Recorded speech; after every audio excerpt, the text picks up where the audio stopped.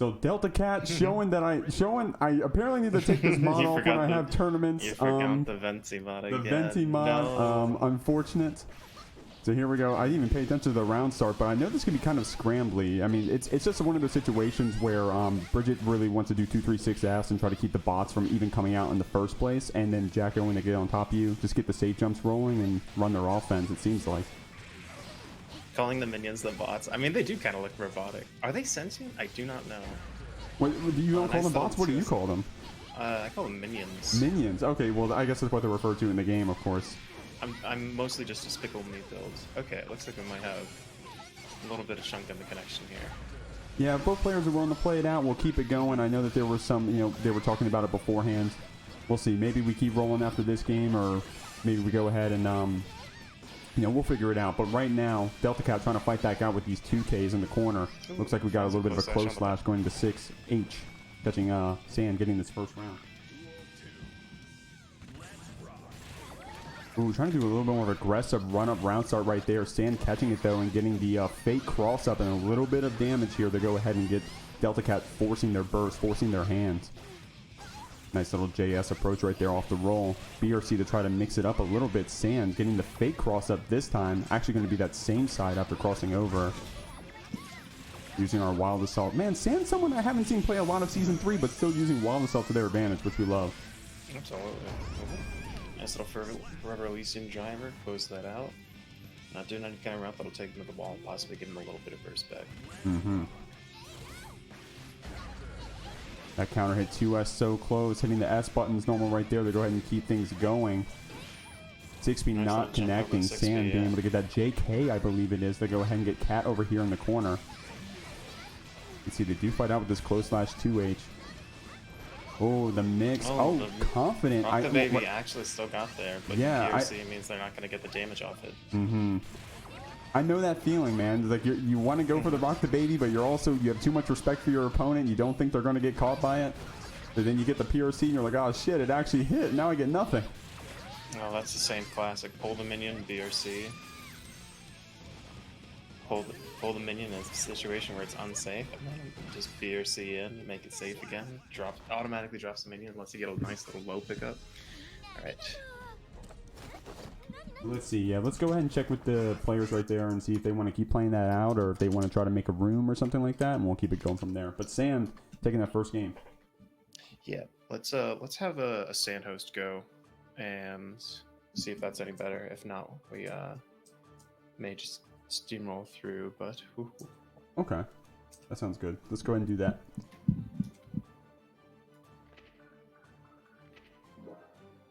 It's always the first round, man. Things are never easy in the first round. Sorry, hold it. Oh, that's where we work out all the kinks. So let me pay attention to the Discord to see the room. Shout out. So first off, we've been doing a lot of talk for Sand being a friend of the stream, but shout out to DeltaCat as well, also joining in.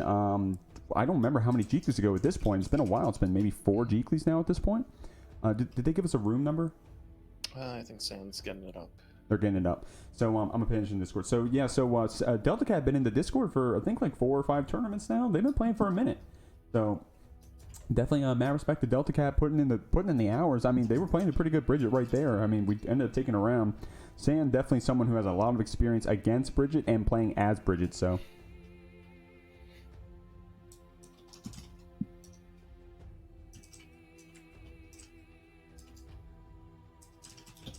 And what's going on, Ganyon? What's going on? Ganyon, I didn't see you in the bracket, my friend. You been playing Tekken, Ganyon? Ganyon. I think I saw Ganyon was, what were they doing the other day? I saw the stream title. You were playing some Overwatch with some friends. And we got MB in here, too. Right. Oh my god, I haven't seen that little alien guy in a minute. That's from that Adult Swim show. 272727 for Sand's room. Thank you. Okay. Then we're going, should have known. Okay, here we go. We can search. I would then be playing an online tournament. Oh, okay. Entering. Okay, so let's see. Let's see if I can get to the station quick enough. I know the last time we did something like this, I missed the spectate. So we'll see. It looks like our players are staying on the same sides as well, which is awesome. Awesome. We're going to probably do a quick MS check and go from there. We'll see. Hopefully this makes things a little bit better. But yeah, definitely. I mean, I don't know. Playing a good Bridget, we definitely had some connection stuff going on right there. That's the beauty, and the beauty and the the grossness of online tournaments is that we get to play people across the planet. But yeah, you can play people like you'd never see IRL, or like you'd maybe see like once or twice, or maybe at a major in passing. But sometimes it gets a little crunchy. But hey, so does peanut butter, and we don't chagrin peanut butter now, do we? Yeah, we deal. We put up with it. We do what we can. And guys, we're going into game 2. And saying looking a little weird, but I trust the process. Sam, we appreciate you. We appreciate our players just sticking it out. We got to take care of you guys. So if there's still trouble, we can figure it out from here. We're gonna go right into this one. I mean, Sand definitely someone who does like a lot of aggressive round starts in my experience of playing against them. But we saw that from DeltaCat too, doing that run up. It seemed like they were gonna do like maybe a run up throw or run up 2K, but Jacko 2D that calls it out pretty good. So calls it out pretty good. Letting the intros rock. Here we go. Bridget versus Jacko, Cat versus Sand going into game 2. Ain't nothing but a thing. Maybe we ice down Sand a little bit. We'll have to see. That 2K not connecting. I love DeltaCat right there using 2P to try to like tame Jacko's approach right here, but Sand able to get that connection right here. Bots are going to jail us over here in the corner. Definitely looking a little rough connection wise. Sand doing their best to try to fight through it, and Cat trying to do their best to fuzzy jump out, but it looks like the pressure is maybe a little too much. Nice little BRC right there for Mix. Sand able to get a wall break. Like I said, that unsafe minion pull, BRC cancel to represent that low, especially when they lock them into that animation, so you can nice little counter super against the command. Fucking call out. Good stuff. Sand right there with the reversal super on that rock the baby. Sand also loves reversal FED. They love reversal FED. Yeah. Here, maybe we end up playing this one out. Looks like the Discord's trying to figure it out. And saying I do play a bit aggro. I love Sand in between the rounds typing in the chat. We love that very much. There we go. Cat doing what they're supposed to be doing with that full screen 236S to try to keep Jacko from getting these bots set up too early. Try to go for a little bit of a bomb setup right there. I believe that would have been awesome, Sand, if we had the frames to do it, but not a huge deal right here. Able to get the pickup. Cat saying no, you got to make it clean. Going to throw out that DP. Try to keep Sand on their toes, but man, these bots. Sand saying nah, I'm not going to hold it. Counter hit 5/8 is going to be a lot of damage, possibly. Well, I like the idea to 6P the minion, red roam and cancel out to just keep your turn going, but also fight out of the pressure there. Unfortunately, reversal FED is going to kill, but some nice ideas out of DeltaCat there, especially because like that's a situation where like, oh, if you hit the minion, it could leave you, because of the angle the minion exists at, right? It could leave you open a counterattack. Mm-hmm. And it's, Sand definitely someone who's like, you're going to have to safe jump them a few times to let them know they can't, that they got to start respecting that wake up. But, unfortunately for Cat, the hits that they were getting weren't ones that they could get safe jumps off of, at least very cleanly. So, let's see. Do we want to run a test? Or, oh, it looks like we're going to keep playing it out. Oh, okay. Okay, we'll play it out. I respect that. Again, guys, the beauty of these online tournaments, we do what we can. 2 troopers. 2 absolute troopers right here.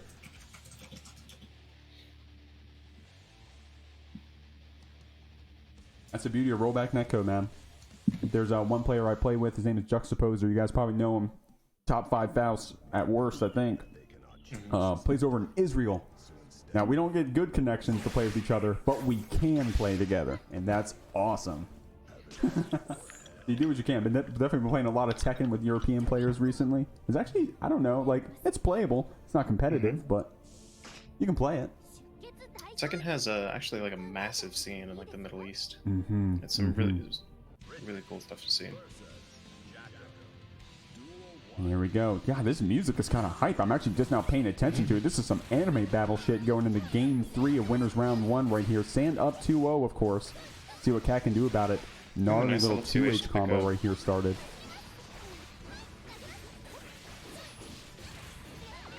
Damn, I'm loving Cat's pressure, to be honest. Cat doing the right stuff. It looks like a little bit of these Jacko bots, or at least specifically how Sand is abusing them, is kind of giving us some trouble, though. A nice reaction to block the cross-up from Sand there. Here we go. Confirming the super. Sand going to close this round out. And now we're on game point. Someone appreciates your mod. Hold on. Venti Bridget is really cute. Oh, thank you, Aqua. I appreciate you. No, Venti Bridget is cute. Venti Bridget pretty tough. I'll be real. Nice little 2D to scoot under the round start 5H, set up a bomb. Bring him in. Oh, scare him with the bomb explosion, throw him. Here we go. Sam probably wanted that to be a quick BRC, but we take that anyway. Still forcing Cat to use that that burst. Cat loving to do these rock the babies off of 2S. Sam calling it out before. Oh, and calling it out right here as well. A wire seed to get the turn, force the burst out of Sand here. Kill the minion with that active yo-yo, but Sand finds their way out. Here we go. The counter hit 5H, man. Cat, I know that feels bad. That counter hit 5H feels terrible. It does not feel good to get hit by that. But Sand's going to do it to you until you adapt. Here we go on the drip. Asuka too, goddamn, letting that intro rock. Asuka's clean as shit, man. Oh, wait, never mind. Here we go, guys. Round 1 of winners round 2. We got NewbieSani on the Asuka, Chuck Bengis on the Anji. Now, Chuck Bengis has been outside top 8 a few times, I think, so far in the Jeekly. NewbieSani, I don't know if they've made top 8, I'll be honest, but also right outside top 8 as well. And right now, dude, we got a slobber knocker right now. Burst coming out from both sides. Sani getting a little bit of a mix going with the overhead ball, and now we're getting zone full screen. How's Chuck going to get in? Just like that, it seems. That 6-speed clash into a special cancel. Yeah, great little 6-speed to kill the cubes there. YRC to get some defense going here. Oh, but finds the punish with that fire slash to get some offense going here in the corner. There we go. Nice little empty into the overhead. Gets back thrown though. Ooh, but Chuck, rightfully so, not respecting that, saying, I'm getting out with 2P. But the counter's going to close this round out. Chuck saying, hey, you got to respect my meter. We're going to round 2.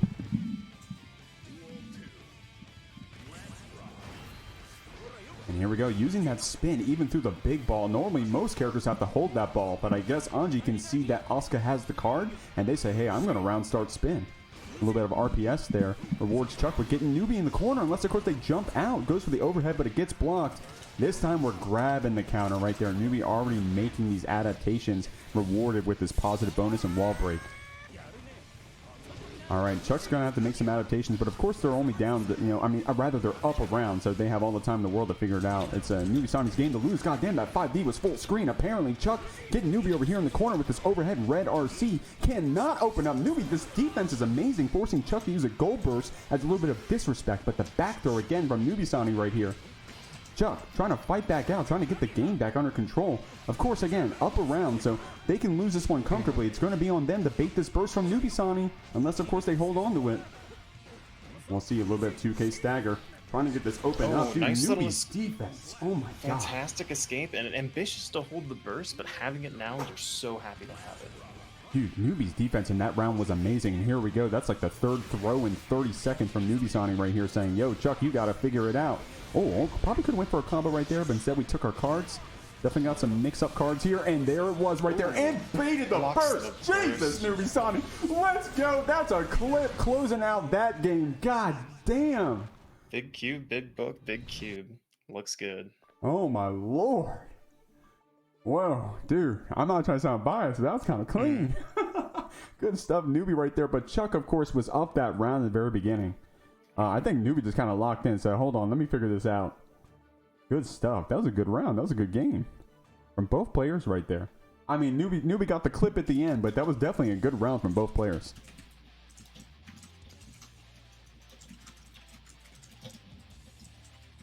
Damn, oh my God. Dude, I love having Asukas on stream because they get the nastiest clips. The last Asuka we had that got a clip for us was a Drellith, who ended up being on stream. I think they were top 48 in top 48 in Frosties last weekend. Oh, nice. I think they were on stream. I unfortunately didn't catch their game, but I did catch their name on the overlay. So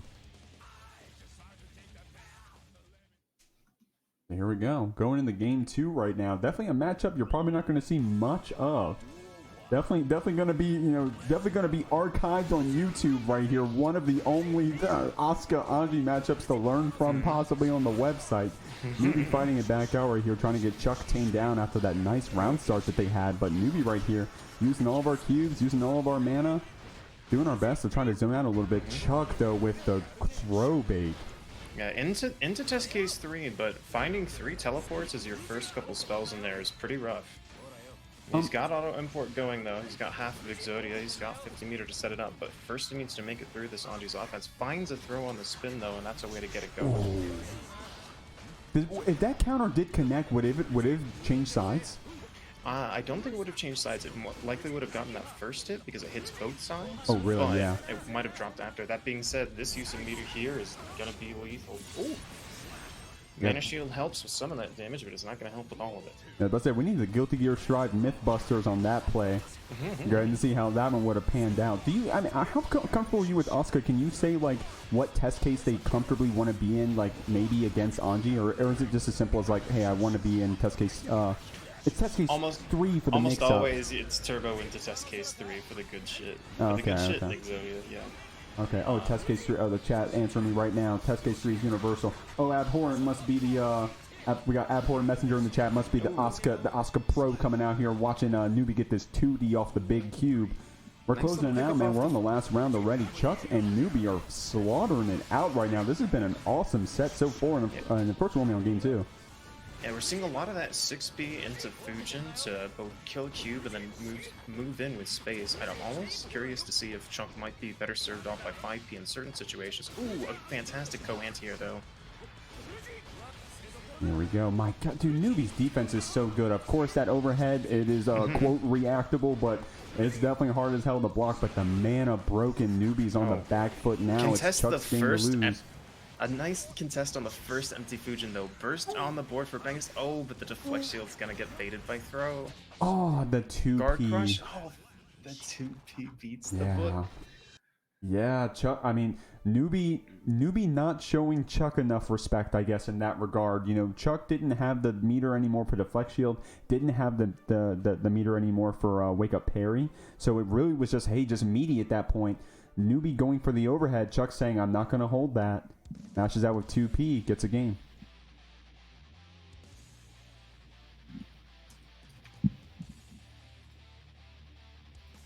Damn. Definitely been a slaughter knocker so far. This set's been kind of sick. They definitely meant to use H spell instead of 6H. Good point.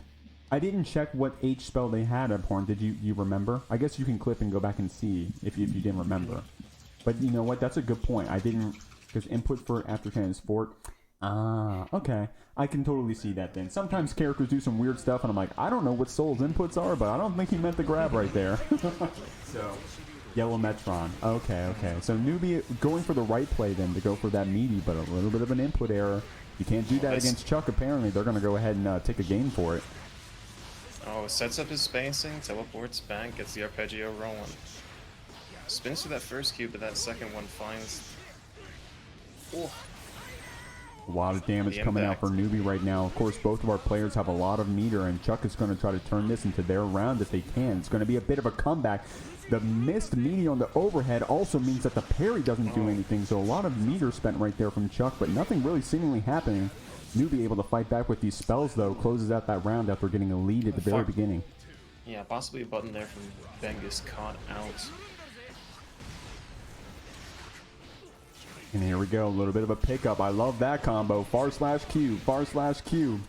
Newbie, oh my god, the gravity eventually just saved Chuck right there. You know, the combo protection in this game, it's not official combo protection, but that gravity came in. Didn't mean anything when that wall got broken, though. Newbie right here getting a little bit of a reset against Chuck, and these cubes dealing a hell of a lot of damage. How do we get in?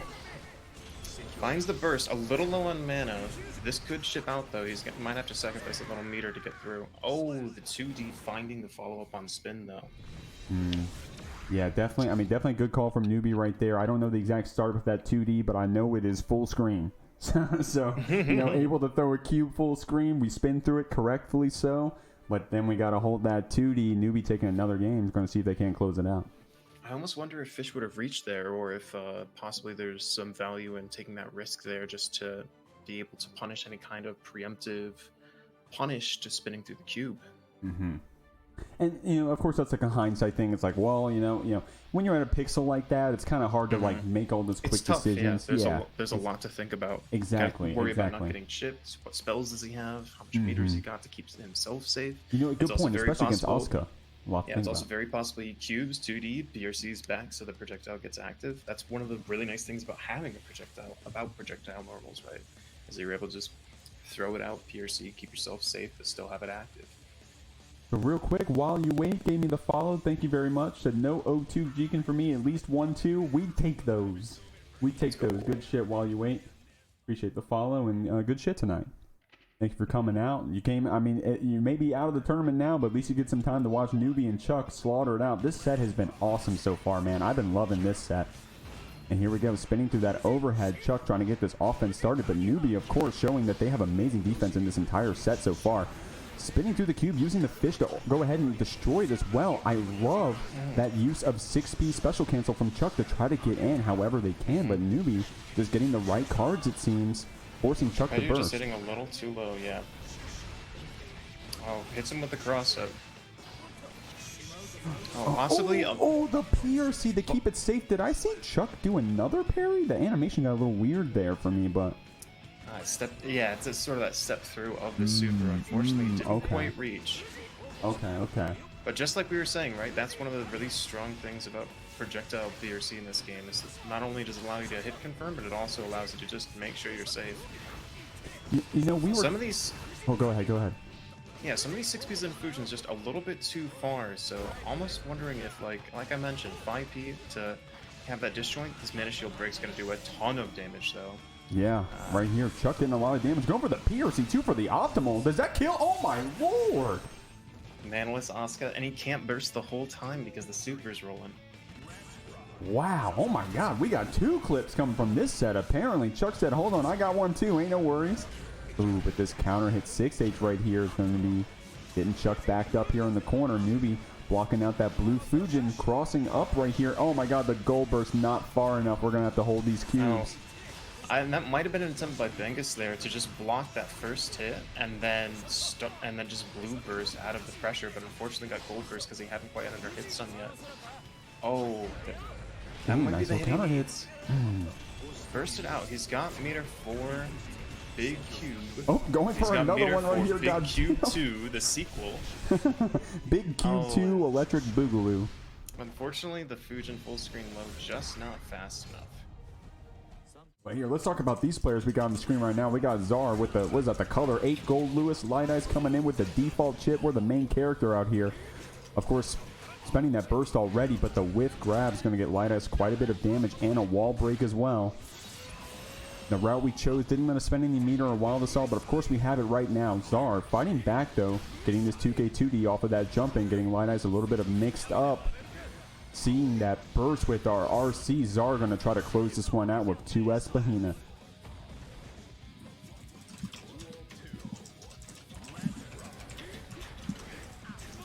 And here we go. Lightice trying to establish something right here, trying to get this opened up with the 6K and the cross-up. Tzar not blocking the multi-hit or that jump in after the Gamma Blade. Gamma Blade is the projectile one, right? I'm gonna mix up with no, it's Alpha Blade and Gamma Blade is the DP, which we just saw get whiffed. Yep. And Tzar's gonna get a hella punish. This is probably gonna be a kill, unless of course we go for the reset with drone. Yeah, nice little safe jump there. Gets YRC out of the corner though, and getting some corner pressure of his own started. Dodges that BRC advance. And here we go. Lightice trying to get this stagger pressure going back in. Now, the way that Lightice played their Kai the last time I was watching them, that is, with definitely a lot of stagger pressure. They have a lot of respect for characters with DPs, and you'll see maybe later in the tournament we have them on stream against another, against a reversal super character. Well, Tzar being one of them. We're going to see that stagger pressure quite a bit, possibly. Yeah, but Tzar closing that one out.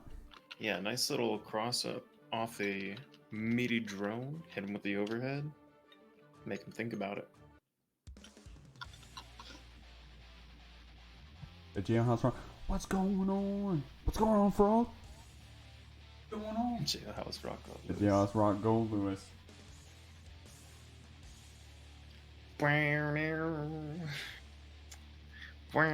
So Frog, I actually have Frog over. So Frog is someone I know IRL. I actually had them over. We had a Tekken party on launch. Had a bunch of friends over, and we were doing some LAN gaming in the living room while we had Frosty Falson's top 8 up on a laptop. It was a good night. Good night. Appreciate that. They said if they ever played Tzar, they played Goldlewis. This is definitely the match to pay attention to. Tzar trying to close down Lightice right here. Already getting up one game. Lightice, though, just needing a little bit of time to go ahead and just figure out what they have to do, specifically against Tzar. Definitely showing some anti-Goldlewis in that first round, and we're seeing it right now as well. But Goldlewis a character, especially against Chipp, where a good hit can go ahead and just blow him up, it seems. Oh, we're even seeing the Super PRC as a wake-up option there to have that invuln reversal for the startup, but just with 50 meter to... This is the situation looked to I'd get be out. shaking my head at that one. Lightice getting caught with that behemoth Tzar, closing it out, rightfully so.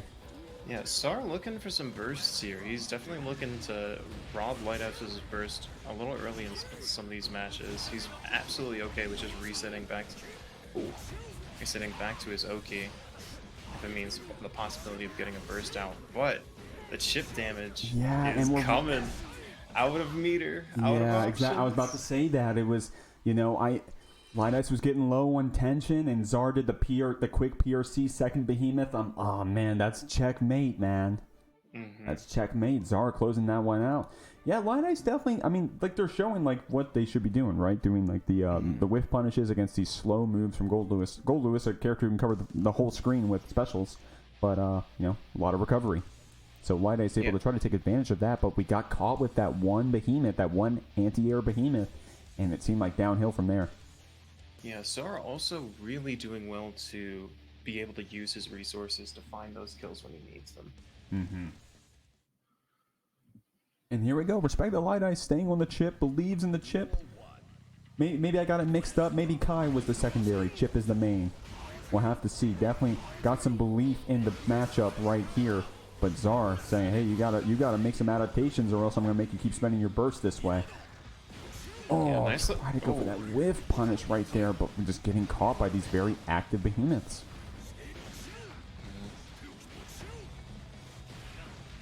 Good stuff. Good stuff from gets Tzar. Caught by the air control there. Yeah, good stuff from Tzar right there. I mean, that's the thing, man. Goldlewises have been seeing what people do against drone for 600 hours now. So they know when to jump and do an air-to-air. They know when to sit there and grab you. Like, they know all the tricks. There we go. Tzar doing a little bit of knowledge checking here, seeing what Lightice will and won't mash on. DP's out of the corner, though. Another one of those super PRCs just to observe the situation, be safe, wake up. But Lightice finding it in the scramble after. Unfortunately, no hard knockdown here. So Tzar's going to have a bit more of a chance to get back in. Ooh, nice. Cross-up block. That might have still been under cross-up protection, but if it wasn't, Tzar's nasty for that. That being said, nice little pickup there is going to close that out 3-0 for Tzar. But here we go, guys. Starting off with round one. MjKurase on the Johnny. We got Citric here on the Leo. Definitely not a matchup I planned on seeing, but this is kind of a throwback to the Jeekly 1. This was grand finals of the Jeekly 1. It was Artorias on the Johnny versus Endor on the Leo. So new players, definitely a different meta at this point as well. And here we go. And some balance changes I think have been seen since then. I don't know if it's been, I think it's been that long. But here we go. MjKurase not holding these back turn S's from Leo. Gets the card pop right here and it's going to get some damage and a little bit of a reset. Of course, that H flip into the card is going to catch, and goddamn, these counter hits. Citric not playing a lot of defense, playing a lot of, hey, you got to hold this Leo pressure, but MjKurase doing their best to try to tame it and keep it down. Trying to do their best to tame it and keep it down. Here we go. Got to hold that card pop right there. What's the mix going to be? MjKurase going back instead to go ahead and see how Citric wants to respond. Leo, a character you definitely got to respect those SDPs from because they're going to do it because they can. But we get a pickup. Citric gets a super, and we're going to break the wall. Positive bonus rolling meter full for both players at this point. The 2S dagger pressure finally opens up. MjKurase decides to spend that burst, says, don't worry, I got it. Just need one more clean hit. Citric using YRC to go ahead and keep their pressure going. MjKurase using their red RC to get a little bit of a corner carry here. Citric able to hold on to that burst.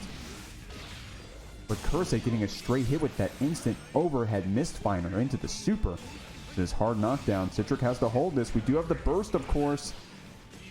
Oh, no way. The super completely missing. Unfortunate because Citric choosing that cross-up option after the straight hit.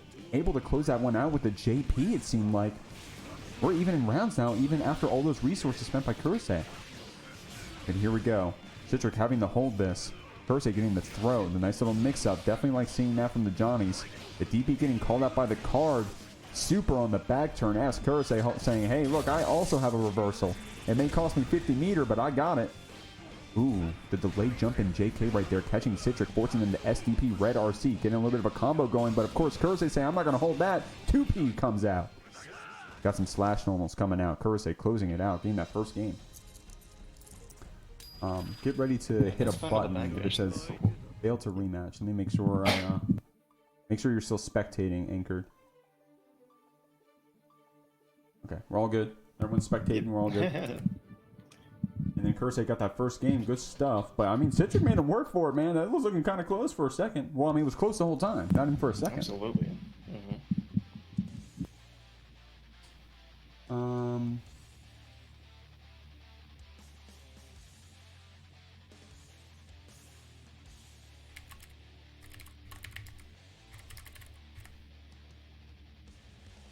And here we go. So guys, Kurase going up one round, but again, definitely was close, at least in terms of round count.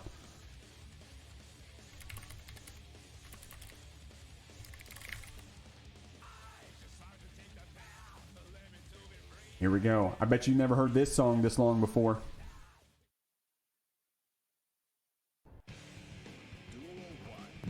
Here we go.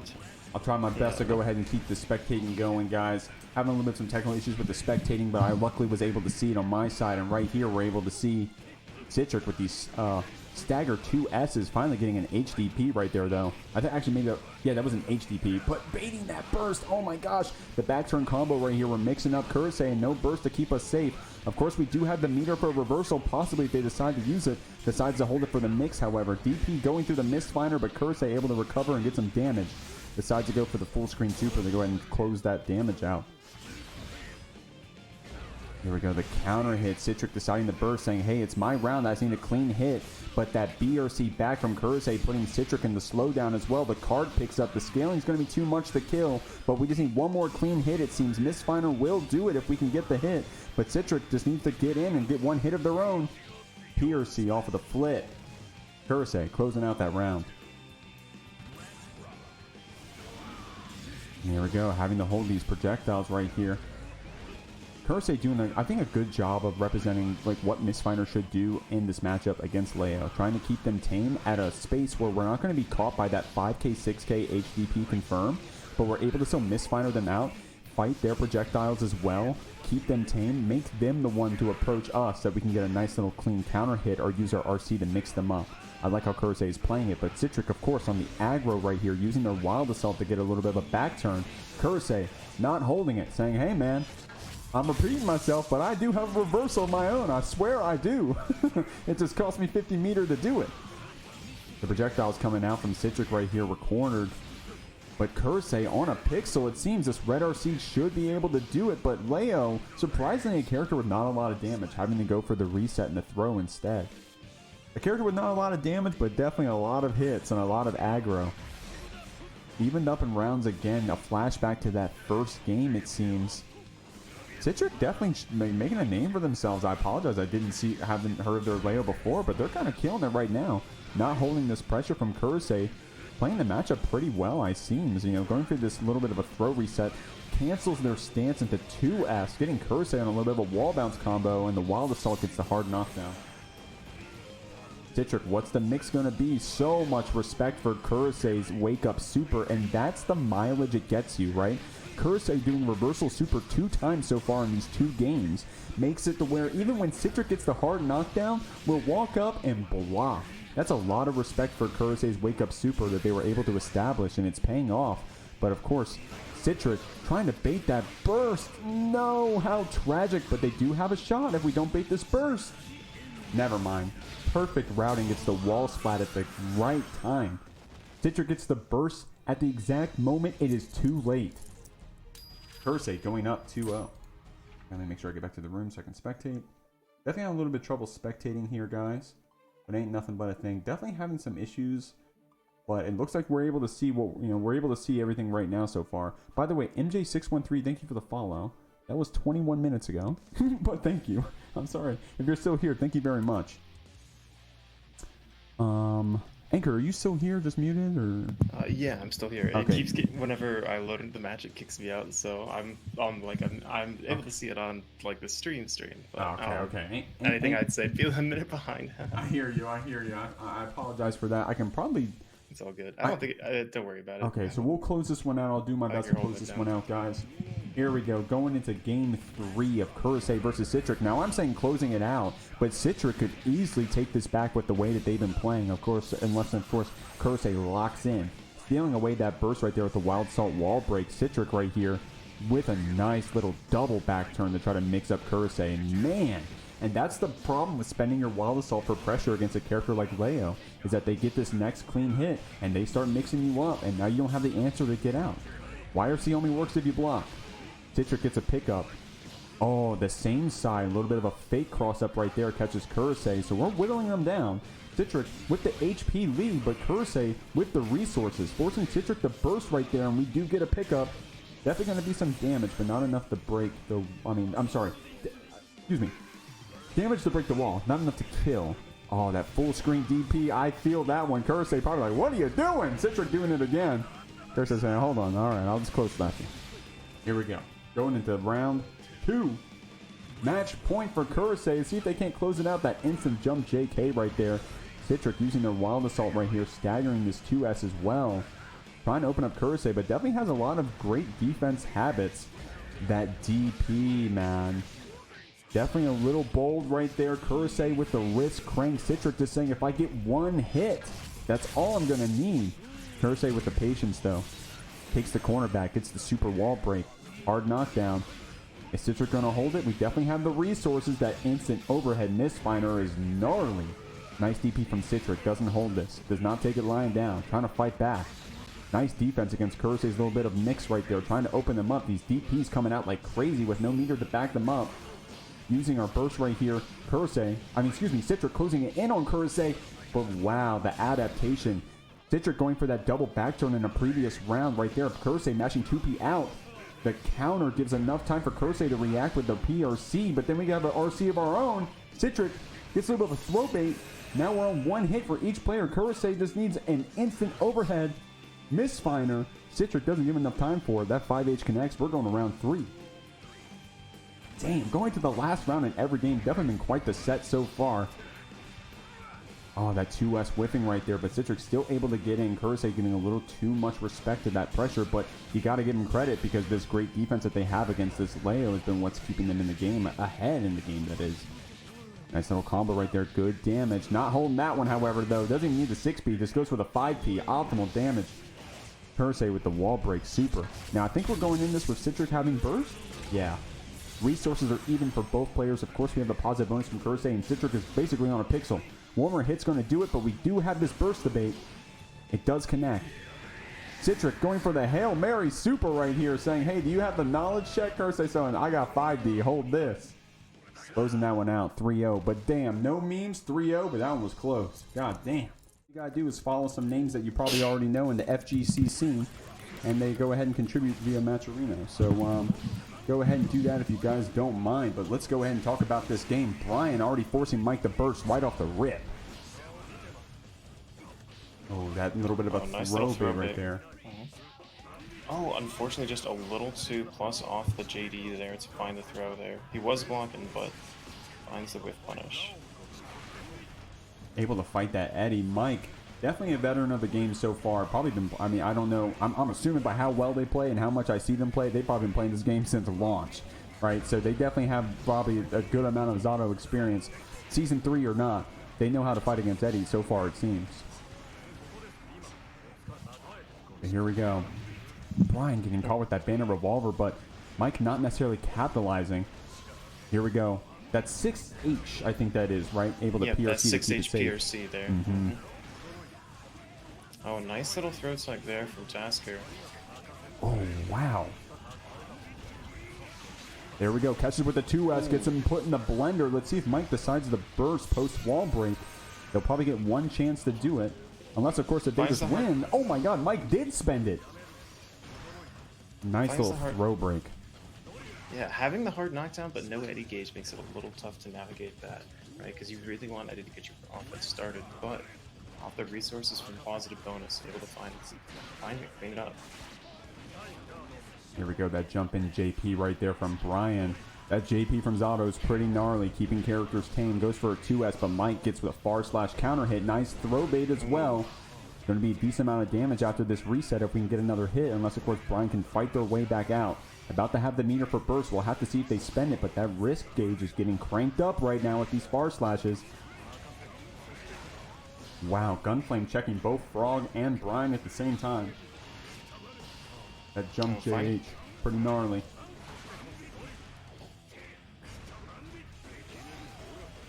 I'm really liking how Saftig's covering a lot of the approaches from Eddie there on the ground. Oh, finds the hit off the reset with Wildosaur. Here we go. I mean, that risk, I mean, Brian ended up spending something like 20 whole seconds over there in the corner. Mike able to jail them in the whole time, beating up the Eddie, beating up Brian when he tried to jump out, whether we were actually needing the hits or just, just jailing them in, was able to keep them pressured for a really long time. But with that being said, Scrimmage just said in the chat, impressive Brian stayed alive that long. Yeah, exactly. Definitely, credit to Mike for keeping them in the corner, but credit to Brian for blocking it out. Red RC is going to be a little bit of a combo here for Mike. Nice damage. Has up with a hard knockdown here. Brian does have meter and a little bit of burst to keep their offense going. That 5 HP from neutral is going to buy him some time though. Here we go. We know Mike loves those 6 HPRCs. Oh wow, the delay. I think that was close. The delay of there, got Mike antsy. So I guess he's going to grab me. Oh, the air DP beating out that 2S there. All right, if I was Brian, I'd be shaking my head. But let's go, Mike, with the fallen DP right there. Yeah, and especially when you have 100 meter there, Zonto, like looking for a place where you can Sun Void to get Eddie back, but being so cautious about Soul's options there.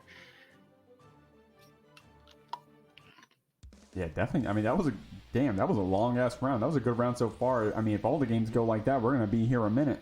Our players been waiting very patiently in the background. We appreciate them for doing that, guys. We're looking at winners quarters. These are top 8 qualifier matches. So flashback to MjKurase was able to take that game. They're guaranteed. Well, actually, wait, hold on, am I mistaken? Yeah, so they were now they're guaranteed top 8.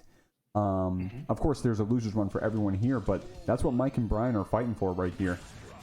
Also, isn't that fun? I'm sorry, like, I don't know, this is like weird to point out, but like Mike and Brian are like so normal names for like what you'd expect for IGNs, for a fighting game. Gotta respect that though. Gotta respect that. Brian using their burst right away, trying to check Mike with this 2S, but man, Mike not only able to fight through the Eddie, fight through the defense of Brian, but also fighting through this 2S, man. A lot of damage coming out.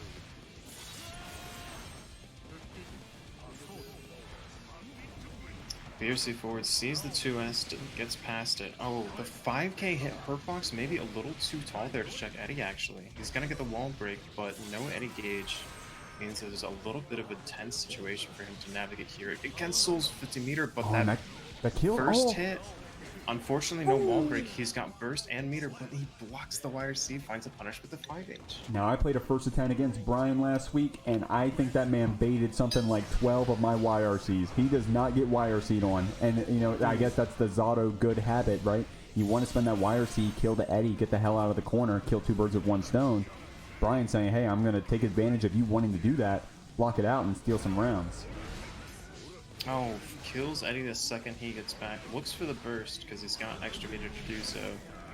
Now the scaling off of that RC is going to mean this Tyrant Rage doesn't kill, but of course we're in an amazing spot right now. Oh, the fake revolver in the 2K there is what that looked like. Was that an OS? Or that was just a special cancel into the DP? It may have been. Definitely interesting, able to close that round out. And here we go. We're getting caught by the Pierce and the Frog. I was going to point it out, Brian was taking advantage of it in the last round. Likes to put up that oppose when you have your opponent in the corner. And then, of course, Mike especially wants to get out with Bandit Bringer or something. But Brian able to use Frogs to catch out of the oppose to go ahead and keep Mike jailed in. Now, of course, as I'm saying that, Mike is getting a nice little combo and a wall break. We got a hard knockdown against Brian. Great defense right here, staggering that YRC. YRC into a back throw incident, finds the DP. done summons to keep his gauge full. Oh, again, that 5k just being a little too high to check once he's just sending, a bold Night Raid Vortex into the super, so he can't even burst. I love Mike is one of like the best players in the Jeekly for doing that, going straight. You know, we've seen other people do it, of course, but Mike is exceptional at saying like, you don't even have a chance because I'm going to use this super right away. Yeah, it's just, he's like, I haven't vortexed at all, just send it. Some really nice stuff out of Brian though, to be putting Eddie back into just the neutral state, send him behind to dodge like 5Ks and some of the Abari options that Saftig's representing as well. I want to say thanks. I got some people. I see people doing the Matcherino quest. That's very awesome of you guys. Very awesome of you. In the downtime, if you guys are interested, if you ever want to see a previous VOD of the Jeekly, you've definitely seen both these players in Jeeklys before. Go ahead and check out that YouTube. We got all the VODs up. We got some clips and highlights as well. Go ahead and check it out. And, you know, if you want to watch some previous matchups or some previous tournaments, or you want to watch this one because you got a bounce or something, you'll be able to do that. Mike right here trying to see if they can't just get a 3-0 on Brian. But these rounds have been close, man. They've been really close. Mike showing that they have the Zato, like, legacy experience, but Brian had some unique tricks, I think. That's maybe taking advantage of Mike getting caught by some of this stuff right here. But the frog, man. Brian loves the frog, bro. Getting jailed in on a pixel. Great tech from Mike. The defense, even when we're on a pixel, we still don't give up. Wire seeing through that 5D right there. Can't block when you're in the middle of the 5D animation.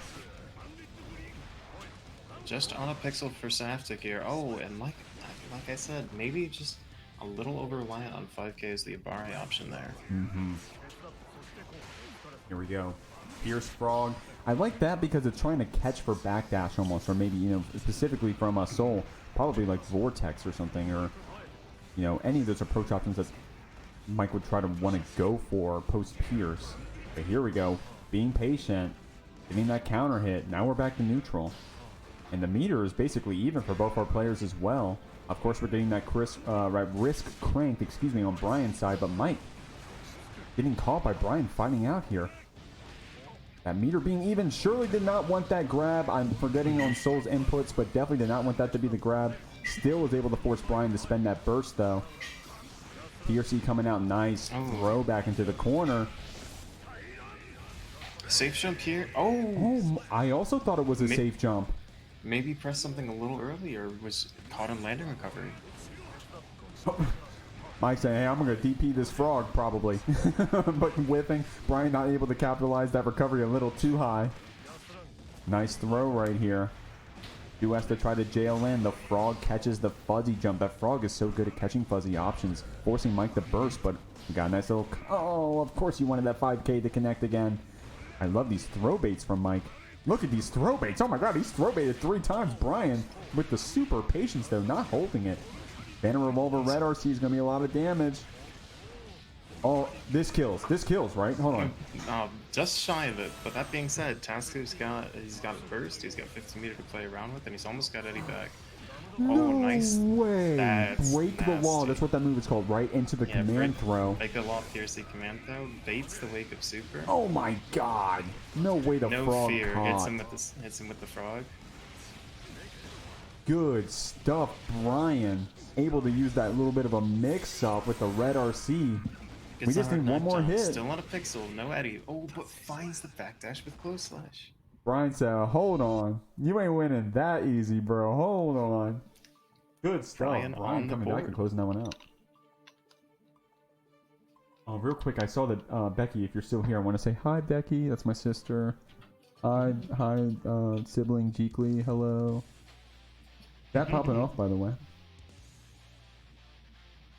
That was a crazy game. Oh my god. What the hell? Yo, Brian with that comeback, man. These frogs catching the fuzzy options, kind of crazy.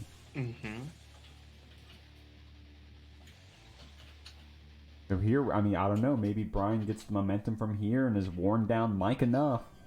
We'll have to see, man. We'll have to see. Zato definitely a character that can be a little exhausting to play against, man.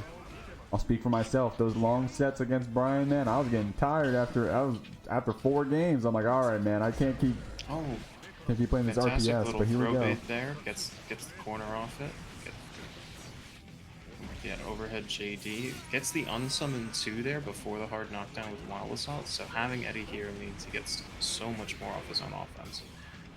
There we go, that wire C connecting. Of course, that's what we want to do against Eddie. Gets us out of the corner and gets rid of that Eddie for, you know, a decent amount of time with the Season 3 changes. Nice command grab calling out that DP. Oh, Brian also saying, hey, you have no I know, of course, he didn't have the burst to even press the button, but Brian answering back saying, there's no shot you're going to burst. I'm just going to super and not even give you the chance. Oh, baits out the DP, but only finds the JP as the punish. It's an early kill for Eddie, but Tasker's got a little bit of health to keep himself here. Enjoy a little blocking.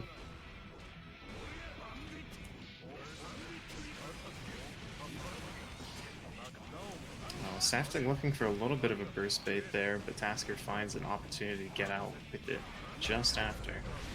Holds the oppose just a moment longer than he has been doing. DPRC there to both kill Eddie and exit the situation is very smart. Oh, a nice 2S counter hit here. Not quite able to get the sidestep underneath it with the RC. Baits the command throw, and that's going to be lethal. Here we go, going to round 3, game 4. Definitely been a close set so far. We've got a lot of really good close sets tonight, I think. This counter hit 2D going into 2K. Mike didn't have quite the optimal punish out of that, but it doesn't matter, man. This soul damage.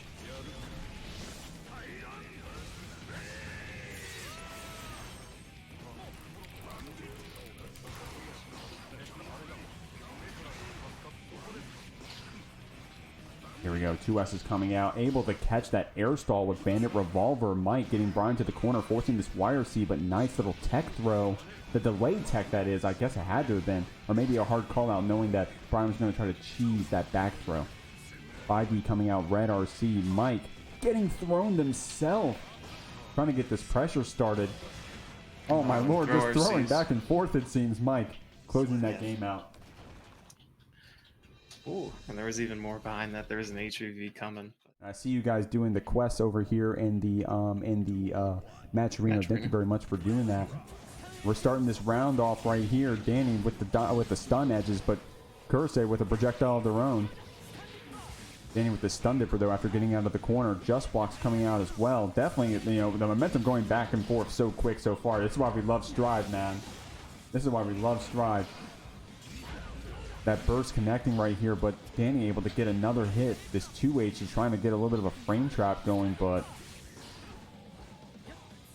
here we go. The nice little air stall. My card a little too far to get the pump up there, and Dany gonna find a throw here off that Sun Dipper PRC.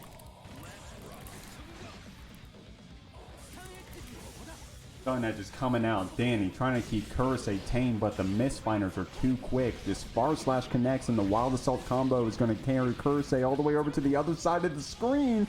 Gotta take a breath while Dany breaks the wall right there with super for the hard knockdown.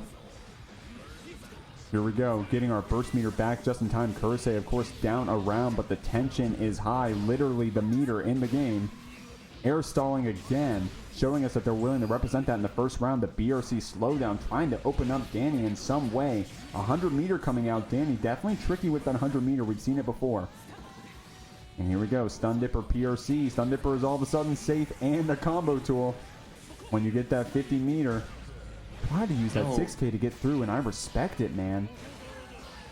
Dany looking for the burst, finds it afterwards, but that 6P counter hit's going to close things out for Dany, get him on the board. Here we go. MJ was playing crazy at Frosty. Yeah, I saw some of his stream games. He was cooking. MJ was cooking, man. I saw his Twitter. He was saying something about his Victrix was having like the rubber pads in the Victrix buttons were like getting worn down, so he was scared he wasn't gonna be able to play Strive for a few weeks. But you know, either someone lent him one or we just figured it out or what. But here we are. We're playing the Jeekly. We're playing with our GameCube controller. Apparently, that'll be the Johns. But MjKurase coming in. I mean, that was still a close round. Dany, of course, closing that one out. And Dany been letting this Elfelt theme rock since she came out back in, I think, the Jeekly 8 at this point. Not holding that, however. MjKurase saying, nah, I got a 2P, and we're going to make sure that you're either going to DP my pressure, or you're going to keep it clean. Dany using their burst. Trying to go back to neutral here. You whiff 2 far slashes, do it a 3rd time, and surely it'll connect. Gets the red RC going, forcing MjKurase to burst. I love that flip card press into PRC, man. Keeping yourself safe. MjKurase trying to do the neutral skips to do whatever they can to close this round out. Well, finds the throw off the guard crush.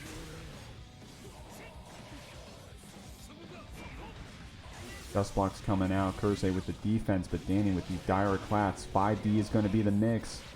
Red RC closes this one out. We're going to round 2.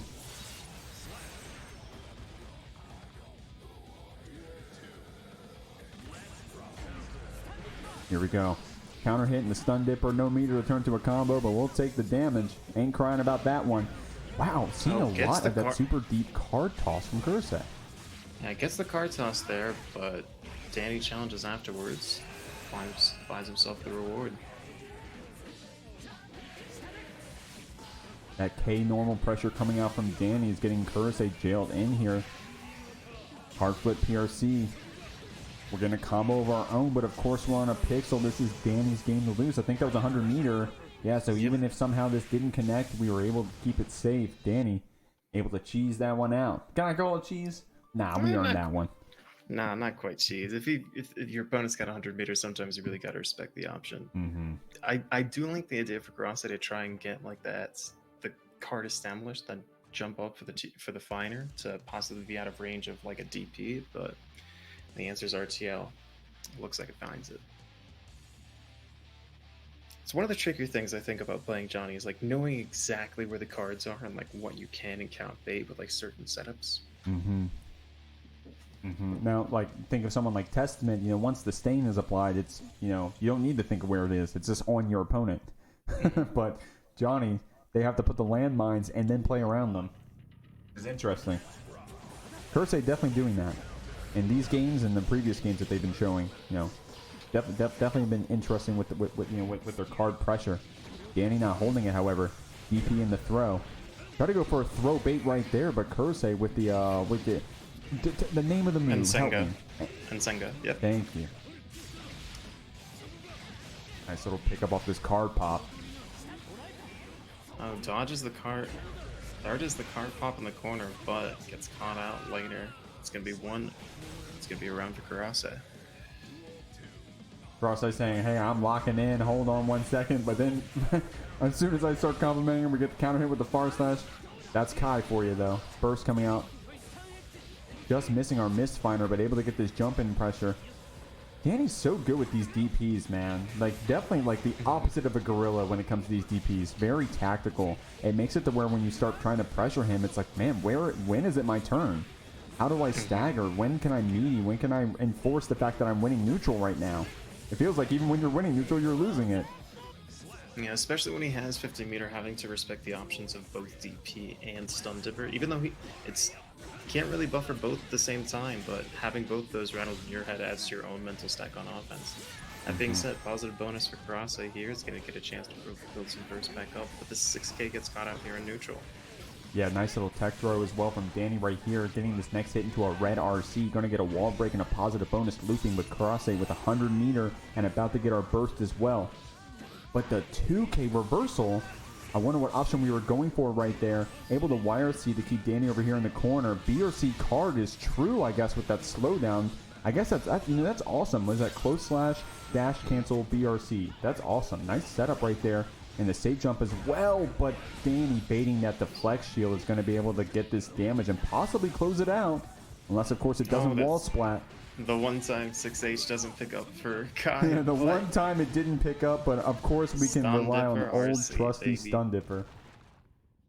Yeah, both of these players are actually Jeekly champions. Saftig champion of the Jeekly 6 and Red being champion of the Jeekly 10. Good point. That's you gotta put some respect on Mike. I apologize, Mike. Mike was a previous champion of the Jeekly. I apologize. You're totally right.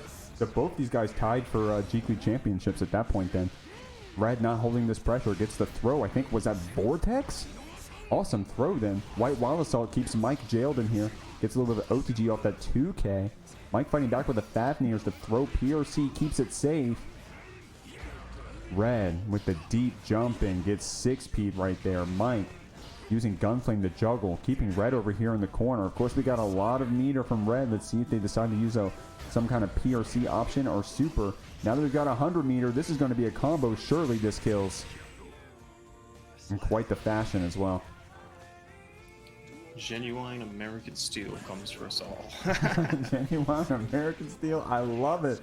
Oh, finds the spacing on that air VC to get the punish, gets the corner off it. Oh, a pretty bold challenge out there from RedIAmNot, but he finds his throw to get this back through instant starting. DP's out to disrespect the drone. I'd be shaking my head about that DP going through drone, but Mike said, I take those down around. I need something. 6H Red RC turns into a combo here. A little bit of a drop, but Gunflame still keeps Red jailed in, unless of course they were able to jump in and get this behemoth going. PRC gets a nice combo for us as well. Does Mike burst? Red says Mike normally bursts those. God damn, not only does Mike get the hold to the burst. You better kill Savage just going, you better kill me or I'm gonna DP RC. Oh man. Make it real or make me believe it. Bro, I'd be shaking my head on that one. The throw bait coming out from Mike here gets some nice damage against Red. Goldlewis with a decent amount of HP, if I'm not mistaken, still sold with that damage.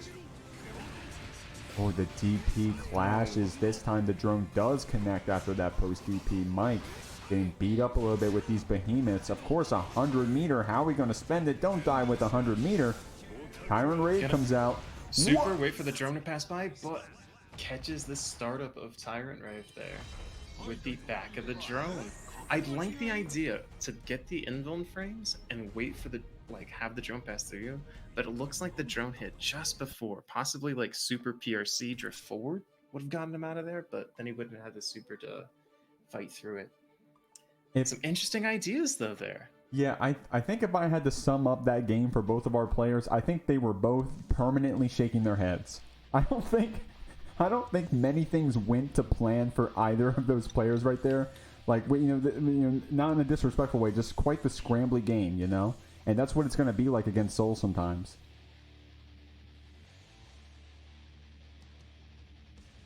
Quite the scrambly game. Red closing it out, of course. Definitely was close.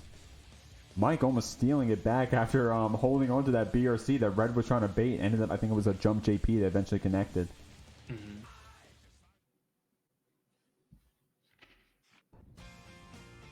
Here we go. Midnight Train's going to close this game out, this set out rather. Got a few more games to go, of course. Able to vortex under that drone. Mike showing us the matchup knowledge. Not holding that behemoth. Gets the wild throw as well. Red not holding that pressure. Goes for the 2P. Both of these players saying, hey, you got to make this shit true. Or I'm going to be fighting back out. Got to wake up into that drone after that behemoth connects. Red jailing Mike in. Stealing all this HP away. Hasn't hit him for 12, 15 whole seconds now, but still is about to kill him. Chip damage alone. Oh, that's 5K finding the 6H there. Just high profiling it for just a moment, but that's the one moment he needed to high profile for. Baits a throw, big counter hit here. Corner him, cool. Man. That's off one throw bait, by the way, 2/3 of Soul's life. Brad, you got to start throwing, man. They're actually gonna nerf Goldlewis, man. You got to start throwing.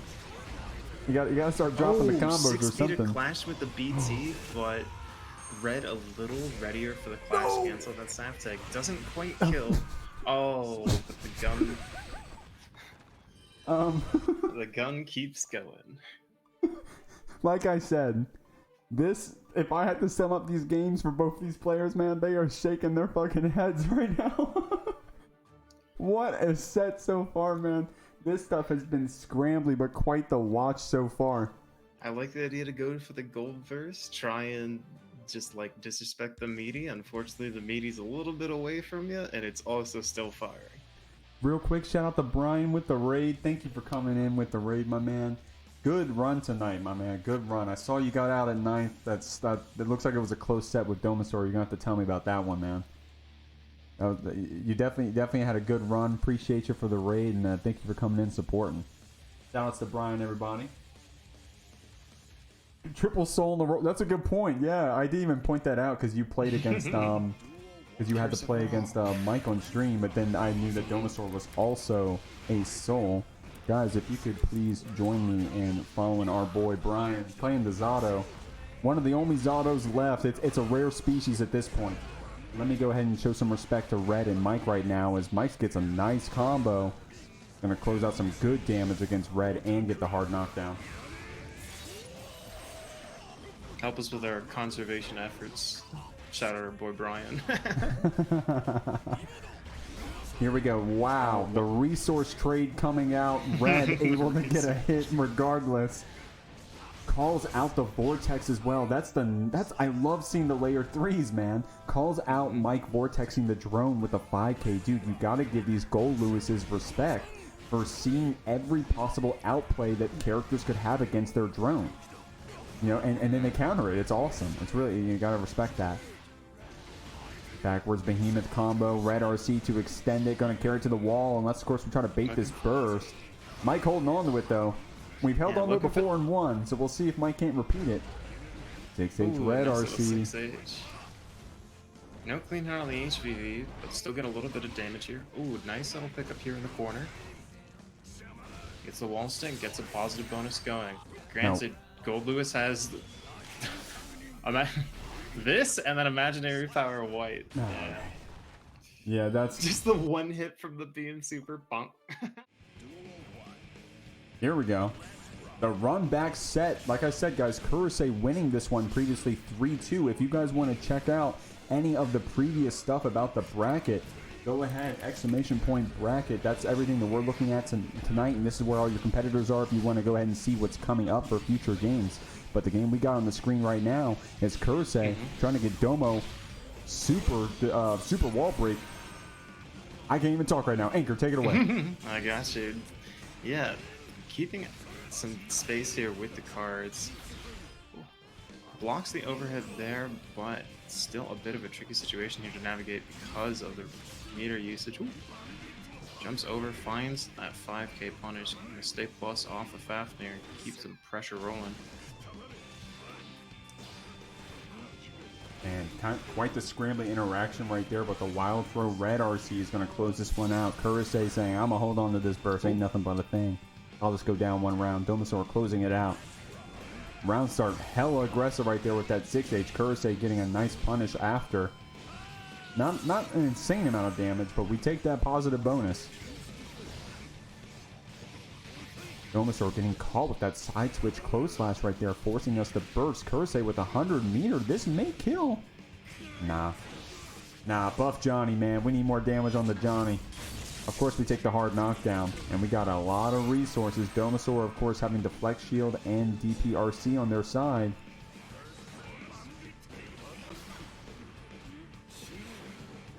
Where's the out from MjKurase there? The nice little dash cancel BRC just to observe the situation. Catches the mash from Domo. That bar slash counter hit's going to get Domasaur over here to the wall. 5k connects for a wall break as well. MjKurase with these cool combos, man. Johnny, I mean, I imagine as someone, you know, maybe post card pops, like the card hard knockdown pops, maybe those combos are kind of like Legos at that point. But these weird stray aerial hits off Misfire and stuff, like you probably have to lab those out. Baits the throw there. Oh, but a back throw finds a backdash finds a throw instance of their own. That's going to be one on the board for MjKurase.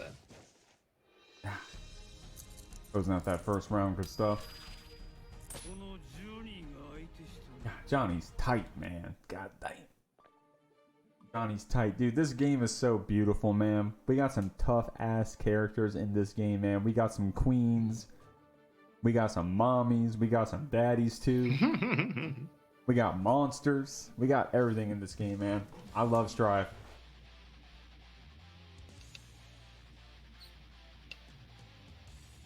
Domasaur, by the way, putting in the hours. You're looking at that number right. That's 6975. My man been playing Soul for a minute.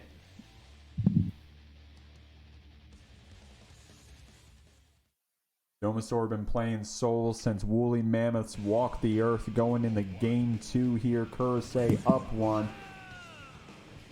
So what is my guy talking about? Hey, Nightshade, shut up. Here we go. Kurase having Domasaur jailed and right here, of course, but the pickup off that 2K2D, I think that was. Bandit Revolver as well, forcing Kurase to burst. This PRC card flip, man. Kurase is consistent with those. Yeah, the card itself is minus, so if you're able to get it to whiff, you're even more plus as the defender. Unfortunately, a lot of respect off of it once he got meters, so he's getting away with a couple free resets here. That being said, that pickups could be all she wrote. 5 PRC to keep it safe, block 5k, but now a chance for Jumbo to get their own offense started. Ooh, good delay tech right there. Kurase with the good defense. Domasaur on a pixel. Of course, we need only one more hit. The PRC turns that scramble into a little bit of a reset, getting jailed in by these misfinders. Kurase, again, only needs that one hit, and possibly Chipp as well would do it at this point. But Domasaur gets the pickup and Wild Assault to extend the combo. 2K for the OTG.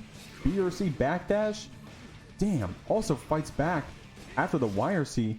Ballsy being on a pixel. One hit is all that's going to be for either player here. Oh, and manages to block all of that potential Chipp to find the kill with the 6H there. Yeah, that was awesome. I think that was post misfinder, right? Which we know is, you know, without a card is pretty minus. So able to use that quick startup 6H, closing out that round. Baits the throw, but doesn't quite get anything off it aside from the turn. That being said,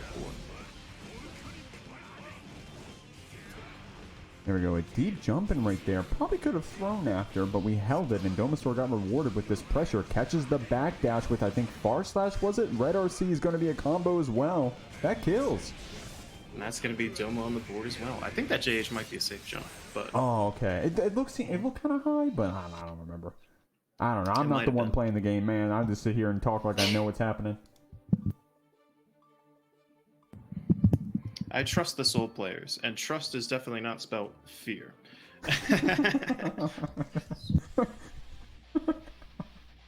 Okay. There we go. Going into game 3, guys. Going into game 3 of losers semis of the Jeekly. Even the loser here, worst case, gets 5th place, which is pretty impressive. I'm very fortunate that the people that support the Jeekly, the competitors who support the Jeekly, are quite the competition. This is it is a feat to get this far, and while I'm sure my players are chasing after that Matcherino bucks, they'll gladly take that top 8 graphic for the clout. And here we go. Yeah. Question from Domo to Scrimus there in the chat about why this matchup might be bad for Johnny. I think a big part of it is just like how many defensive options Soul has. He's got 3-frame Barre, he's got a meterless DP, right? And he's got a reversal super. So he's got a lot of options to fight against setups. So you have to keep your offense very, very tight. Yeah, and Johnny's. I mean, honestly, these players have a lot of hours and probably a lot of matchup knowledge at this point. But Johnny's still a new character to the game, relatively, right? So like. Sometimes some of these setups that they may be doing, actually have a decent amount of counterplay that just really isn't, fully discovered or like fully realized by the person behind the sticks. But Domasaur definitely finding out of everything it seems so far.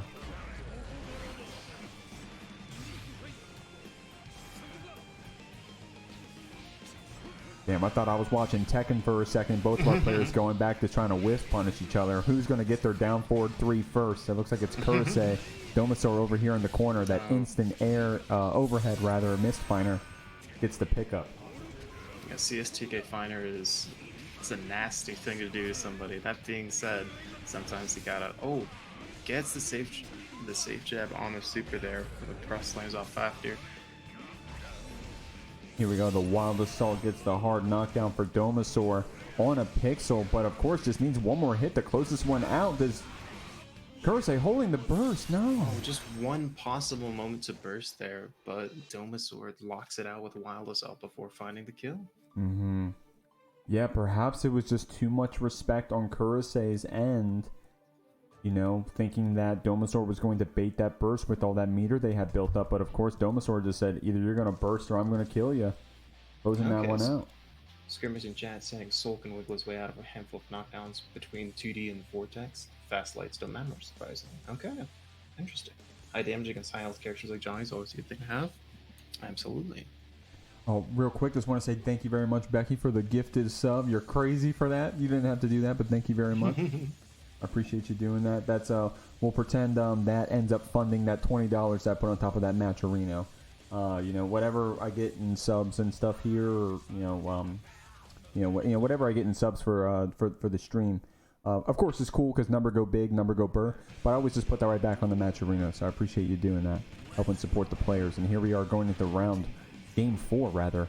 MjKurase blocking that 6H and getting the throw this time instead of a Wild Assault punish.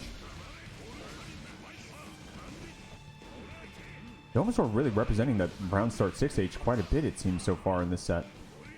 Absolutely. A nice little tick throw off the 2P there into a safe jump. Ooh.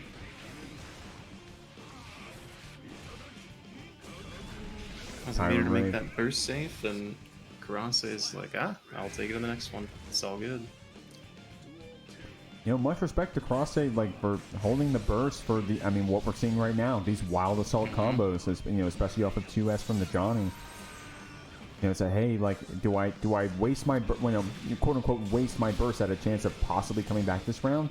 Or do I just trust my offense, trust the game plan, and then use the Wild Assault on the next hit I get in the next round? Absolutely that, and then now he's got the meter and the burst to make either work for him as he needs. Ooh, that overhead card right there. Oh my god, another one too. That's unblockable, man. Doma looking to DP out there, but unfortunately, that card pop's gonna cover it. Unfortunately for Doma, fortunately for MjKurase. Yeah, MjKurase, of course, needs to win this game if they're going to stay in the tournament. Domasaur just needs to close it out to keep moving on to 4th place. Let's see what MjKurase has to say about it. Both of our resources are evening up quite a bit here. Of course, we're getting our hits. MjKurase is getting these card pops, and now we're getting a hard knockdown. Domasaur with all the meter, though. All the meter they're going to need to try to come back this round. MjKurase is going to have to keep their offense clean to close it out. Nice little reset off the Bandit Revolver 1 to find a throw.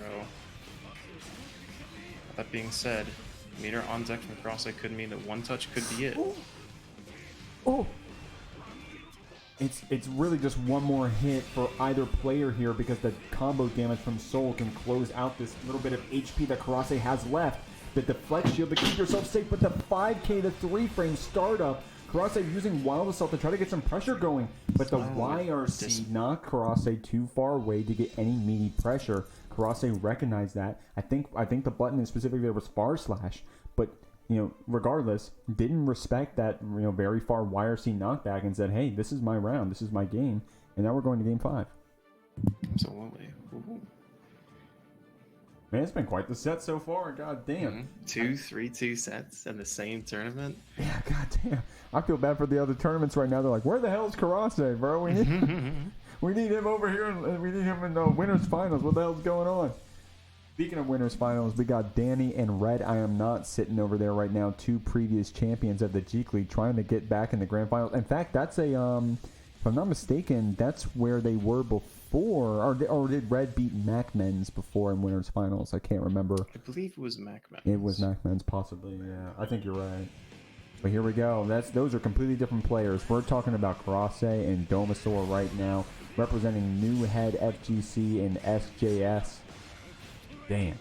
Quite a set so far. Right here, fighting back with a 2K2D revolver, but MjKurase is not holding that fake pressure. Gets the throw. The DP keeps you safe from the card, but not safe from the follow-up. Oh man, that unreactable overhead misfire, man. Able to jump the finer, but not the card pop there. Oh, unfortunate. Maybe an execution input error to get the super there, but MjKurase keeping Domasaur locked down here in the corner. Here we go. That risk is cranked. Oh my god, yeah, that is unblockable. It's tough to see. It's tough to see. Yeah, at the very least, it's unblockable for Domasaur, or at least that's what MjKurase is trying to show in their game plan right now. Able to close out rounds with that instant overhead misfire. That backdash keeps them safe for the low misfinder, but the wrist cranked. We get a stray hit. Domasaur is stuck back in the corner for another round here.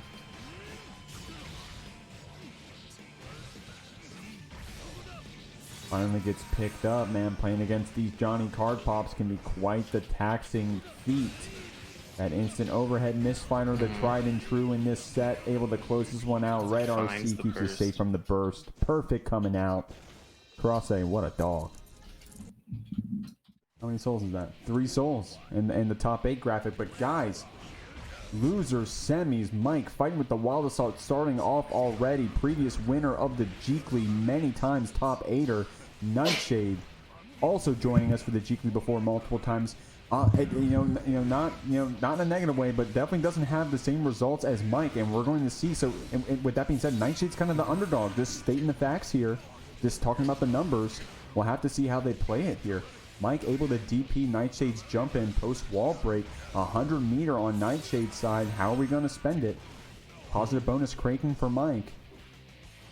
Definitely going to be quite this. I mean, this mirror is probably quite the matchup, man. It's just probably super scrambly and just RPSing between these weird, OSs with DPs and stuff. I like the idea there. Close slash. Don't even give him a chance to use his meter or burst. Just immediately. Ooh, PRC 5K to beat out that backdash option. Yeah, that wasn't close slash that we just beat with a 5K. I mean, it makes sense because it's 3 frames, but wow. Oh, nice little 5K. Speaking of 5K, we just did it 3 times in one combo. Mike gonna break the wall off that. Unfortunately, no super under there or ending with Wild Assault, but able to get the meter out of Nightshade off that 6H, blocking that 6H. Here we go, a little bit of a soul B&B trying to bait that burst. We know Mike loves to do it. Nightshade holding on to it though. Vortex combo coming out here, about to say, let's see if Mike spends that burst, and here they are spending it. I guess it's a good time to do it, because even if you lose this round, surely you'll have it back for Wild Assault in the future. Nightshade forced to spend their own burst, gets that pickup off of, I think that was the 6S RedRC. We get a combo of our own. Maybe with this wall break? No, on a pixel, quite. Mike has a chance with 100 meter. Just a little too scaled, but 100 meters are... Ooh! Good DP stuff right out there. Of the bringer there. Good stuff. Nightshade saying, hold on, it's got to be clean. I got the same tools as you. Here we go. The Nightshade throw loops coming out. That's 2. Nightshade, give me 3. Give me 3. Not this time. Mike saying, oh, you said 3 throws? Here, I'll give it to you right now. 2S counter hit forces Mike to burst right away. Bandit bringer coming out. Here we go. Far slash counter hit. Shimmy's the DP. That's going to be lethal. Yeah, we shake that off. Shake that one off, Nightshade. Bring it back in the round 2. Mike, keep that pressure up, my man. Keep that momentum going. Good first round. Oh, that's right. It goes straight into the next game. Making sure I'm still spectating. Guys, we're watching game 2 right now. I'm going to go ahead and update that score, reflecting that Mike just took one up. But damn, it was a close one, man.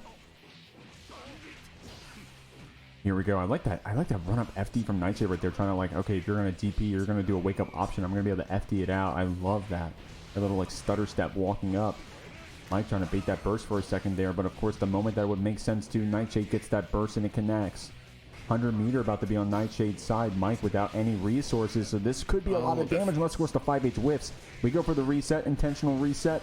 5D is going to be the mix. The scaling, though, not enough to kill. Yeah, off that 5H, that being a fast RC possibly made that combo drop. That might have been it, since he had an extra 50 meter, but the dueling 6Hs. Domo asking in chat, what does FD change for the jump in? I know that for Ramlethal, FD makes it to where your JD actually safe jumps.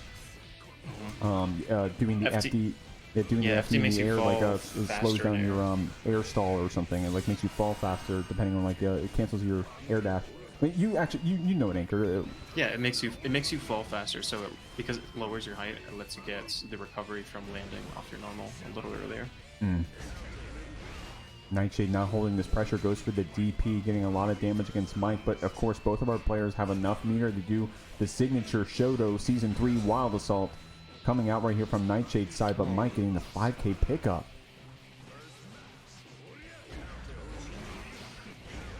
Ooh, the 5H counter hit. Bursts back and gets rewarded for spending it, but he's not going to have it for this next round. Nightshade close to it, though. Good stuff. Close game so far. Both games so far going to the last round. Regardless of who wins, this has been a great set so far.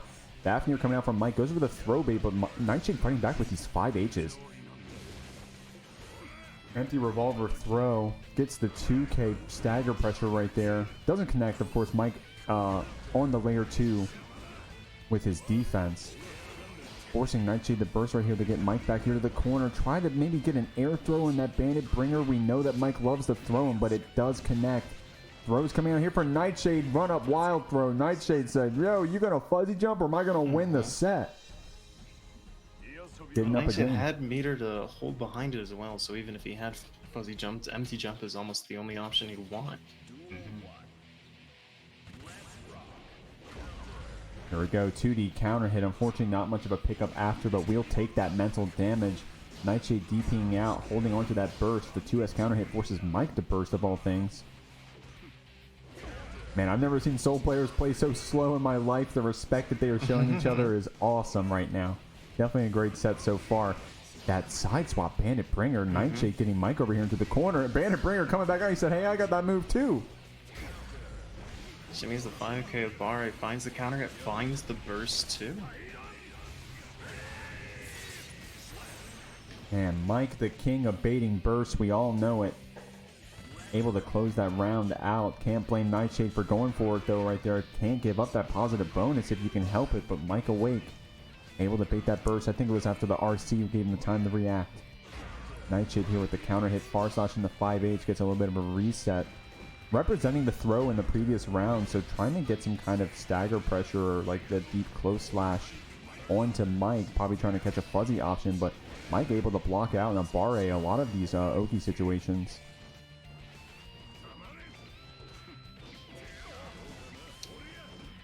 K's out, get the side swap. Ooh, That's a lot of damage. That's actually a round. absolutely. Ooh. Now Mike was able to get his burst last second there, so we're going to the last round even on resources. Man, this set is... Okay, what the hell was that? Man, we're on a button check in game 3. Counter hit far slash Mike is forcing Nightshade to burst. Check my foozies, gold burst to neutral. He said, hold on, is my controller plugged in? Oh, able to bait that throw right there with a backdash. Mike getting Nightshade over here into the corner with 100 meter as well. Oh, if big we don't J drop, issue. this is ours. Ah, with the style, the 100 meter style.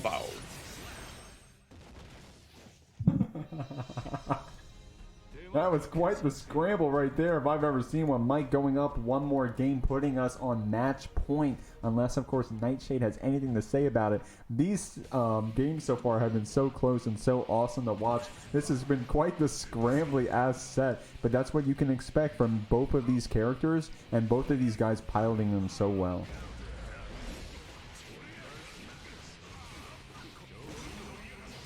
Here we go off that 2K. Nightshade getting the burst.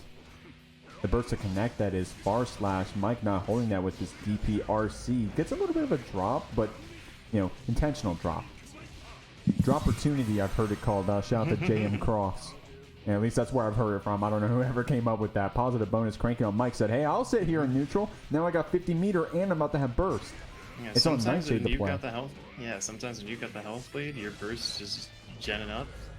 It's on them to come to you. That being said, sometimes this is the risk. Sometimes you have to spend that burst you just worked so hard for. But nice little idea to Gunflame PRC jump to avoid that throw, force him to get hit.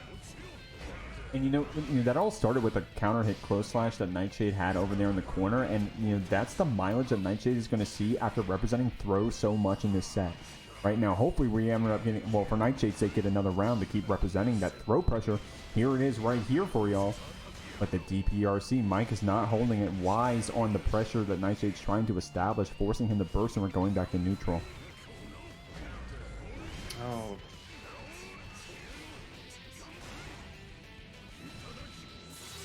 One more hit. That's all Mike needs. Nightshade on 100 meter and Wild Assault as well. One good combo could close it out. But Mike with the meter, the mix, Nightshade blocking it out, backdashing at the perfect time. Was that 6F counter hit? Red RC Vortex turns into a combo. Mike does have the burst. Does he choose to spend it? Doesn't have a chance to until we get wall splat. Nightshade with the positive bonus cranking. Mike with the full meter, piercing back to keep it safe. The wild throw whiff. Mike able to use their meter to get back in and close that round out, closing out the whole set. Bella said, I'm trying.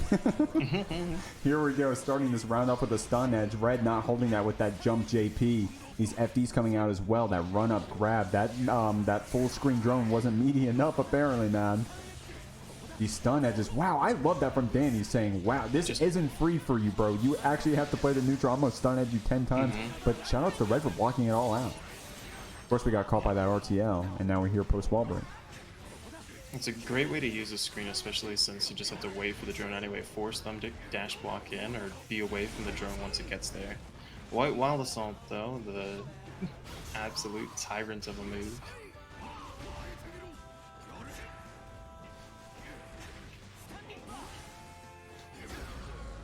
Dany going for a cheeky reset there. Doesn't spend it on the stun dipper. Has it afterwards to find the kill here.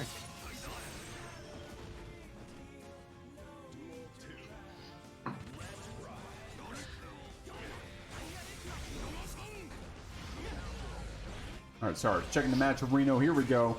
The Kai pickup, Wild Assault combo. My Shotos, Season 3 Shotos coming out with the orange Wild Assault.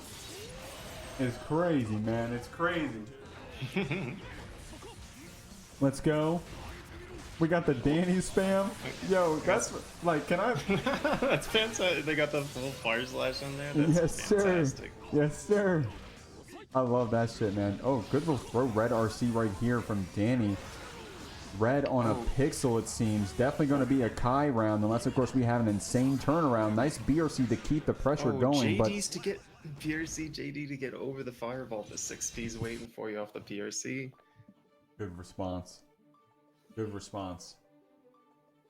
You know, I don't mean to make this about me, because this is Dany spam, but I know my tournament made it when people are coming in with the Dany far slash spam. Yeah. That's how you know the Jeekly's fucking real, baby. And FPS, thank you for the follow, by the way. I appreciate you. I played against FPS a few times in the gauntlet brackets, to no success. Yeah, they're a really good Geo, right? If I'm not Yeah, mistaken. yeah. They're you're like top 50, right? Just say you are, because because you beat me. So just say you're top 50. So top that I can, one, top one. Yeah, top one. Yeah, you're like top 10 Geo, right? Yeah. Okay. So Dany got that last round, of course. Let me go ahead and reflect that on the score. Grinding for top one. Let's go. I saw that FPS also playing the Kai recently. So coming in, showing Dany the Latin American support. Trying to get some Kai tips. Trying to learn the Goldlewis matchup. And there you go. We resource trade, get the throw in the Wild Assault. Red said, "Nah, I'll throw you right back. Ain't nothing but a thing." Don't mind me just clipping that and saying like, "Oh yeah, it's reactable." See, Dany does it. Here we go. That Behemoth Typhoon PRC. Man, I've said it in a previous Jeekly. If Behemoth Typhoon is followed by a PRC, you're probably dying. Unless, of course, Dany had his burst to say anything about it. Now, we are in a pixel. Every hit at this point needs to be FD. Unless, of course, you just get 2K staggered. Red taking that round. Here we go. Yeah, representing that 2K stagger a lot, even on the round start right there. But Dany with that just block is able to go ahead and keep himself pressuring Red. Nice throw bait. This is a pickup and a wall break. That's a lot of damage off a throw bait. My lord. Shock state here and hard knockdown. Hella plus frames. Fooder arc, stay plus. Woo.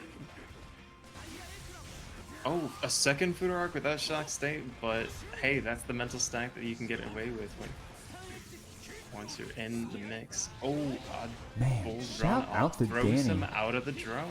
Yeah, not holding any of these drones. This is the second time he's thrown post drone, which I said correctly and didn't stumble on my words, in this set so far. Remember saying Dany's just so correct all the time? How the fuck do you do it? Man, my man's a grinder. I'll tell you how you do it. 300 hours a week on Strive. That's how you do it. And do that for 3 years. That's how you do it. And it's as easy as that, Dany will tell you. Run out 5K right here to keep Red pressured post wall break. We got our meter cranking with that positive bonus. Red, of course, still having a burst, but well, not anymore. Wow. Oh, Shirley wanted that the super right there to kill the drone, do something with the drone, but I think the drone was still starting up or something?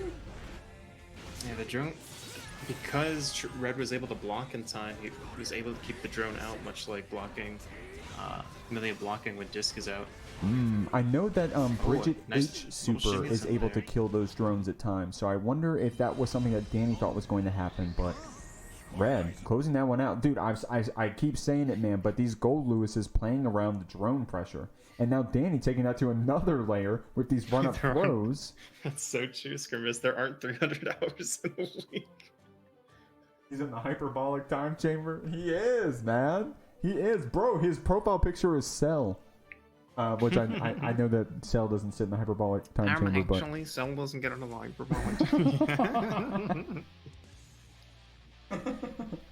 Gold Footsie's honest sin. I love that. Well, depending on the timeline, Cell could get into the hyperbaric capsule corp. I don't... Is that what the capsule corp thing is? It's like hyperbaric, it like increases the atmosphere pressure or something like that. Yeah, it like makes it where the gravity is super high or something. FPS says, as a Mexican, he has access to Dragon Ball shenanigans. I saw a picture on Twitter once that was like, I knew this Mexican restaurant was authentic when I saw this. And like it was Goku on the wall with no, the it was tacos. fucking, what is it called? It was Z Broly. It was Z Broly that's with a fantastic. sombrero on. It was a figure. It was like a 1/7 scale Z Broly figure with a sombrero on. And the guy was like, "Now I know this Mexican restaurant is like authentic." But here we go. Red saying, "Shut the hell up, man! I'm doing Behemoth Typhoon pressure in the corner. We're about to perfect Dany." Unless, of course, we got JH getting out of the corner. Dany getting Red back into the corner, spending all of our bursts to try to keep these Wild Assaults frame trapping, trying to get any stray hits we can, but able to block out that double overhead from Red. Dany gets a stray hit and gets a wall break. Yeah, deciding to cash out here. He could have kept the corner off that hit, but deciding to cash out with the positive bonus going. Oh, Far Slash trading with BT there.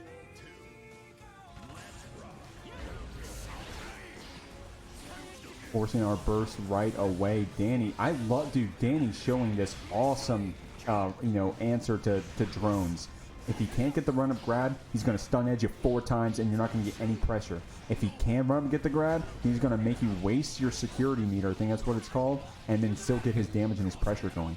It's a pickup and a super wall break as well. Dany playing this round super clean so far. Red, of course, up around. And something we saw from... nice little pickup there, and yep, 6H, Sacred Edge, gonna find lethal there. I'm almost curious if Red could start representing that fast PRC off the reversal super to possibly get himself out of some of these situations. I don't know if that's a tool he's got in his toolkit quite yet. We've seen it from Tzar earlier tonight, but the tool he has is taking half your life with this nasty BT combo. You know what's funny is that when I see the heavy characters use White Wild Assault to break the wall, I think of it as like an honest use of it. Even though they're still getting a hard knockdown and damage, which is kind of broken in this game, I'm like, oh, okay, that's like such a fair way to use White Wild Assault. It's like, oh good, at least they're not doing it to me in neutral. Yeah, I only have this exactly. one hard knockdown to deal with. Exactly. Now we're resetting the neutral here with that soft knockdown, but Red no gets that fear pickup with here from 2K Red. Behemoth. Oh my god, Yep, that wow. kills. A nice little guts crush, because you've got the option to do one last BT there at the end, but if you just need the guts crush, Man, that was awesome. I was about to say that Red jinxed me because I kept saying that Behemoth Typhoon plus PRC means you're dead, which he did there, and I'm like, there's no way that's going to kill. And then, of course, the last shot of American Steel closed it out. American Steel. So true, that's so true.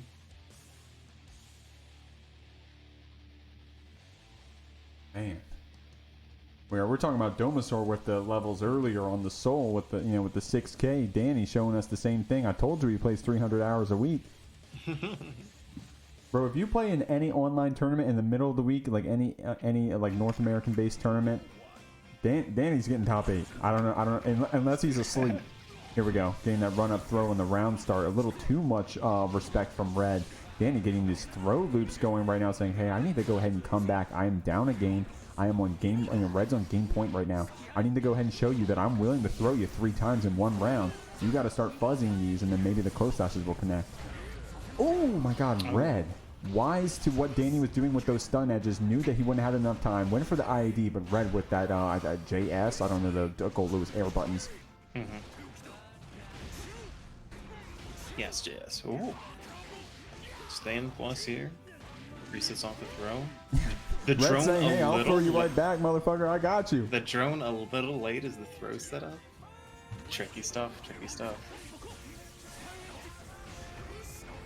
Man, something like 5 throws in that last round, and now we're full screen throwing these stun edges. Red trying to get in with that drone, but this must be one of the adaptations Dany's made against Goldlewis in general. I don't know if this is like necessarily a matchup he's been working on or labbing out recently, but that jump back stun edge definitely is doing quite the number against these drone setups, these full screen drone neutral skip attempts.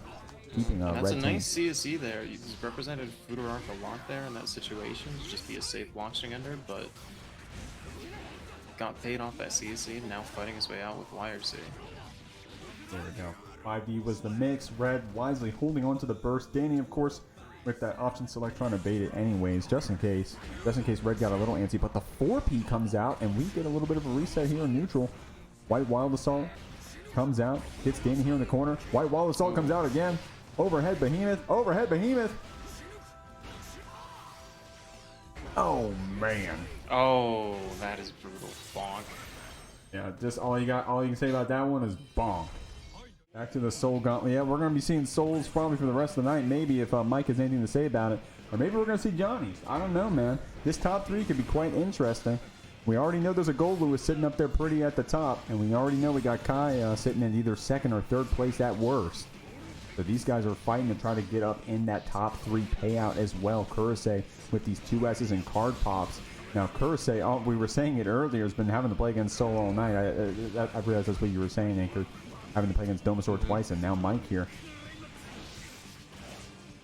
There we go. That 5K startup is pretty quick, but is the recovery fast enough to keep you safe from this whiff punish super? Probably not. Kurase has Mike over here in the corner with that instant overhead mist finder, forcing Mike to burst, saying, I'll win this round. No worries, no worries. But this low mist finder picks up. The red RC confirms it into a kill. MjKurase getting around on the board.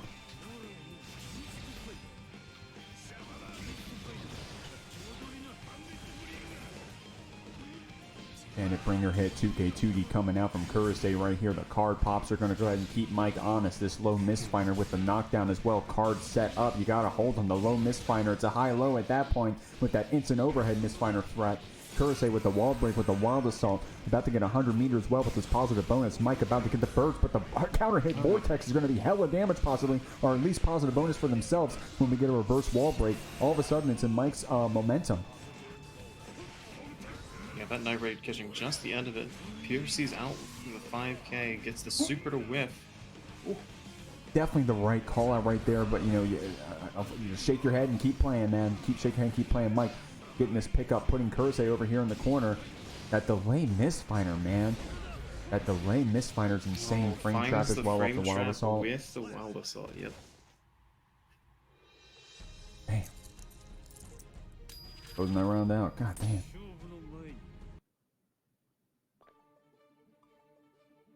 Sheesh, man. Oh, man. I'm out of breath after that round. My God. Skrimmer said, no, he had the round that revolver hit. Skrimmer said, yo, Mike, give me the sticks. No, Skrimmer, you gotta take over the replay and show. You gotta take over the replay and show Mike how he should have comboed it. I saw that. I don't know the name of the person. I apologize if someone knows it. Say it. The person who made the Street Fighter 6 frame data add-on and the person who made the like the frame advantage add-on. They're working on. It may be done. Replay takeover? Yep. Yeah, replay takeover for Strive. So hopefully it works and it's cool. I think I saw it on Twitter. I would say their name if I knew it. I don't know if anyone knows what I'm talking about or who that is, but if you look up the Street Fighter 6 app, just like look up like a Strive replay add-on or something, you'll probably find it on Twitter. But here we go, loading in. You ever hear this song this long? Yo, when they start singing in this song on the load screen, I know the connection's fucked up. I'm playing. Here we go. Going into game 2 right now. KurAse up 1 game against Mikesaftifg. Both these players playing for 3rd place payout, which I can actually tell you how much that's going to be. 3rd place payout is going to get you, actually, I don't know off the top of my head because for some reason I'm telling me the money. $28, which is fucking, that's kind of insane for a free online tournament. Not bad These guys for are, third place. yeah, so whoever wins this gets at least $30, man. You can't laugh at that, man. That's I mean, block shit. the overhead. Shimmy the potential throw, find the counter hit off the Bandit Bringer here. Big damage here in the corner. CSO to G. Ooh. Yeah, that aerial hit on the aerial no punish, no counter hit close slash is a little difficult to convert, but finds it back here to get that first round on the board for Saftig. There we go, Mike in that first round. KurAse up on the burst. Mike, of course, about to have it back for themselves in just a second, but that frame trap, well, not necessarily a frame trap, but caught the fuzzy jump from Mike, the wild assault that is, rewards KurAse with a wall break. And this meter too. Looking to challenge 2S and then DP on each of these wake-ups. Navigating around KurAse's meter here, and sometimes the navigation is just more wake-up DP. Wildco PRC here is going to get some positive bonus of Saftig's own going. 100 meter from KurAse. Definitely don't want to die with that meter bar filled, especially your burst filled as well. But Mike's PRC was going to keep him safe, unless of course KurAse has fallen JK to say about it. DP coming out from Mike, Gunflame to try to keep KurAse jailed in, but this air dash misfinder gets us a combo and gets us out of it. Mike not holding it with his DP of his own. Here's this BRC card setup we've been seeing all night from KurAse, but the deflect shield keeps Mike safe for just another moment at least. That may be the only moment he needs. Blocking the wire. They're gonna help him get around, but yeah. Wanted to get out of that pressure, but unfortunately, sometimes you gotta hold it.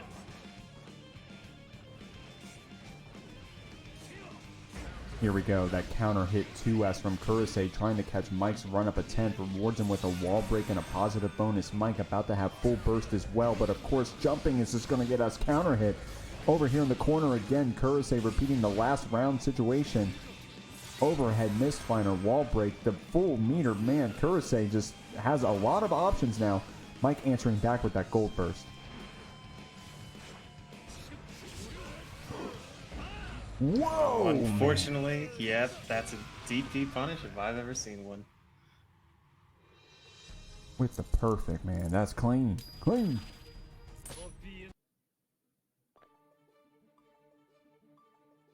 That gold burst was really good. It was really just, Mike on, on the back foot there, admittedly. But, did what he had to do with that gold burst to keep when you're up KurAse, against the gambler, yeah, sometimes you just got to put it all on black. Exactly. And KurAse was full everything. So it was KurAse's round to lose right there. You have to give Mike or any player right in that situation credit for going for that, for the, debatably crazy options to try to keep yourself in that game. And it'd be interesting to go through and see how much money was added to the Matcherino pot via the sponsor quest. I'll have to do that math and get that to everyone and give a big thanks to all y'all for doing that. I still see those rolling in. Appreciate y'all for doing that. That everything you do right now supports the top 3 payout, which these guys are playing for right now. KurAse against Mike. Getting the run-up throw. Mike getting this pressure reset over here. The FD goes ahead and keeps KurAse safe and able to get, fighting back out. Anchor, take it over for me. What has been going for, what I can't even talk. Anchor. Yes. Oh, nice little conversion here. Ooh, get that unscaled damage from HVV at the end of the late combo. Always nice. And Zenga, a little difficult to challenge there, but oh. Finds the point to burst. Kind of surprised we didn't see a RedIAmNot cancel debate that from KurAse. We've seen a couple of those out of him tonight. Safe jump off there, looking for the burst before lethal, but KurAse is just going to take it to the next round. I love the juxtaposition between these players because Mike would have bursted that every time and KurAse would have never bursted that. So it's kind of fun to watch them play against each other. And this matchup seems kind of calculated from the Johnny's end, and it seems like a lot of soul just trying to not, do not hold any of these fake misfinder card setups and just, keep applying your pressure and getting in when you can. I do like the attempt to go for that charge just there in the corner. Like, make him have it once, but the DP out from Saftig. That being said, Kurase almost exclusively using his burst to Wild Assault is, I don't think it's necessarily, like, it's a decision of all time. I'm not entirely sure what to make of it, but, I mean, it was working pretty well, and so maybe that's just, like, the best way to use it in terms of, like, total leverage in this matchup. Yeah, it's definitely a decision of all time from someone who's trying to get this third place payout. But Mike with this run up far slash getting caught with Kurase. Oh man, these DPs on the cards and the misfinders. Definitely tricky situations. I don't know the matchup well enough to know how you're supposed to get out. I know that Bridget DP out of these cards can feel kind of bad sometimes, but here we go. RedRC, I think he was trying to bait burst there and then couldn't keep the combo picked up with the 5K. Kurase capitalizing with this low misfinder. With the patience too, trying to catch Mike doing anything, but that instant overhead misfinder closes it out. I have Mike's name on the screen. Sorry about that, guys. My bad. Let me get that fixed. Anchor, take it away. Oh, absolutely. Getting some corner pressure here going for Dany. Kurase fighting out with a stun dipper, but unfortunately, sorry, with a finer, but is gonna get stun dippered. Burst out from Kurase. Ooh. Dany moving around the finer in neutral here. Definitely a good start for Dany so far. That low misfinder RedRC is going to neutral skip us into some pressure of our own. The 100 meter on Dany's side, though, is going to go ahead and turn to either a lot of damage or a nasty mix-up. We've seen Dany with the 100 meter before do a lot of work, but the Nsenga catches. Dany possibly looking for an air throw on the Nsenga off of PRC, but it was just a little too quick. Man, if you're air throwing Nsengas, you're cracked. I'm going to be real with you. That's definitely a quick move, or at least in my perception. But the 6P from Kurase not holding the stuff from Dany. Of course, that back throw and use H stun edges and the counter hits as well. God damn. It's going to be a lot of damage. Whoa! I even said it was going to be a lot of damage, but I was still surprised. Oh my lord. That burst bait from Dany right there was still too far away to turn into a punish, but of course we'll take the pressure. We're not crying about that. Kurase on a pixel as far as I'm concerned. This is Guilty Gear Strive. We deal a lot of damage. Dany going for, Kurase going for a little bit of reset after getting that pickup on Dany. The counter hit far slash though into Wild Assault. Dany closes this first game out.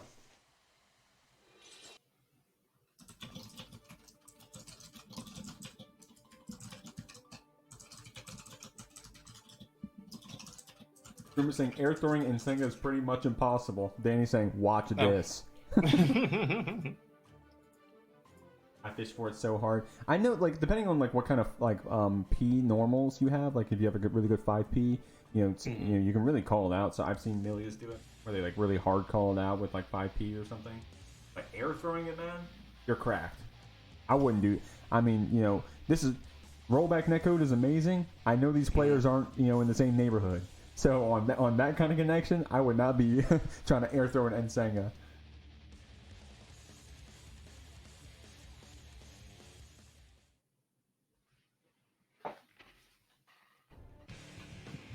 Here we go. Oh, where we go. Kurase with the color change. He said, hold on. He said, you're on the pink? I got the pink too, son. Look at me. Yo, pink Johnny looks kind of tight, by the way. God damn, my man looks clean. Able to 5P Dany's approach, forcing him to burst. Stun edge gets called out by this jump in. Kurase gets a pickup. The RedRC gets a wall break as well. Walled assault for the hard knockdown. What's the mix going to be? We've got two of Mary Kay's strongest warriors duking it out here in the losers finals. Yes, sir. They sold enough product so they got the pink car or however that works. They got the Cadillac, yes sir. Showing up in the Chrysler 300C with the Mary Kay on the license plate. Kurase getting the first round. Both of our players showing us that they have a far slash button bound, but Dany's the first person who gets the pickup and the wall break in this round.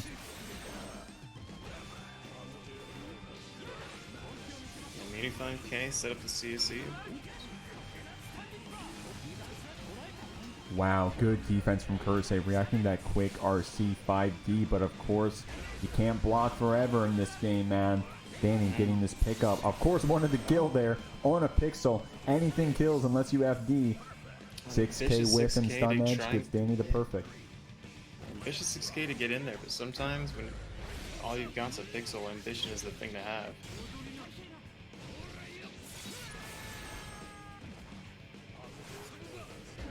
Here we go, the run-up 6P from Dany. Nice little counter hit. The fake 5P safe jab into the throw. H stun edge as well. Gets a little bit of a mix-up situation. Hard knockdown. Oh, soft knockdown coming out. Both of our players essentially full resources. But Kurase is the person who gets the next hit. PRC allows us to punish this DP. You got these labbed out. Dany said, I'm not even going to check. Spends the burst right away.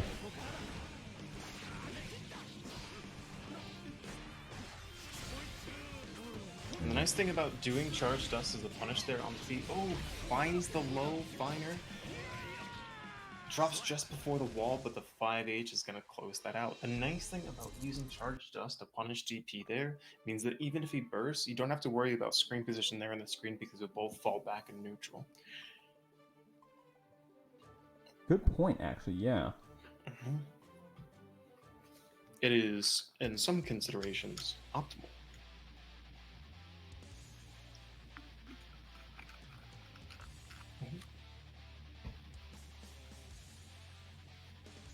Guys, that also goes for doing like super punishes on like DPs or in situations where you're worried about burst. Guys, I wanted to say, real quick, Dany gave me a shout out on the stream. Thank you very much for doing that. Hey, let's go. And the kid followed earlier. I don't know if I thanked you, but that was like 23 minutes ago. I'm so sorry I didn't say anything. Thank you very much, the kid, for following. But right now, let's focus on Kurase getting the punish on DP with a 2K right here. But we'll take it, forcing Dany to burst to try to keep this corner situation not as bad for him. MjKurase not afraid, gets hit by the CSC and wakes up far slashing anyway. Nice little stance cancel reset. More low finers. YRC. Try and get out of the card situation. Finds the defense opening he needs. Yeah, now Dany had all that wrist cranked up on his side too, and it all is back down to 0. Plus all that work Kurase put in. Throw.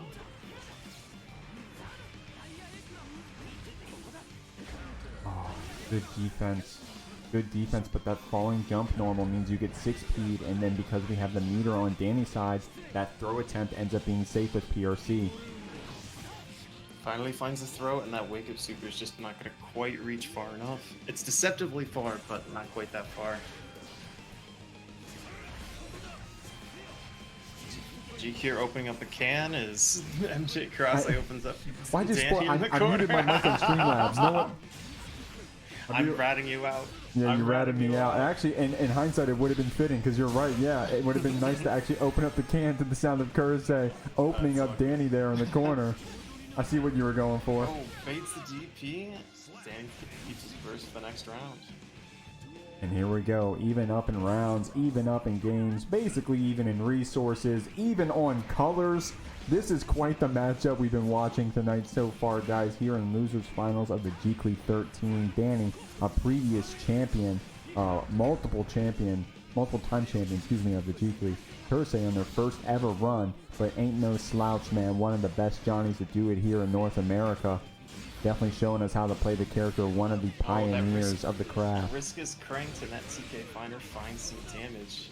Not quite lethal yet, but no access to burst immediately means that this that first interaction is critical for Dany. Unfortunately, Backdash is going to get caught by Finder there. Call it Backdash Finder. Yes, sir. Yes, sir. Kurase going up in games. TK Misfinder, FRC was so sick. It looks so sick until it happens to you, and you're like, this is cheap. It looks sick until it's on me. That's me. That's actually like unironically me like being like, wow, Soul is so cool. Wow, look at all these Soul combos, all these good Soul players we have. Look at Soul just crank it on the sticks, and then you get into the game, you're like, help, help. Same thing with Biken. Yeah, Domo saying that's another character. I watch Biken play, and I'm like, man, this character's fucking sick, bro. And then I get like wake up parry one time, and I'm like, man, I'm gonna go play Minesweeper. Here we go. Dany getting a hit on Kurase right here. Counter hit 2H is gonna be a lot of damage off of H stun edge. Look at the red. Wild Assault is gonna get the hard knockdown. Dany, what's the mix gonna be? We have the meter for the 5 DRC. We're gonna use it to confirm into a combo. Close this round out. Basically a perfect. We only got hit once. Ooh, the 6K. Hard 6K. Calling out that stun edge right there. Dany waking up with the DP.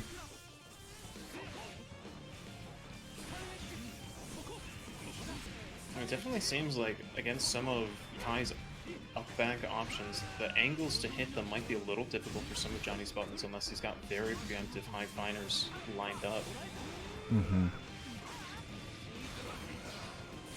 I like that. I think that combo was nice. set up in a way where they were going to bait the burst, but of course Kurase, akin to what was coming, sniffed it out and was able to connect it. And now we got Dany over here in the corner.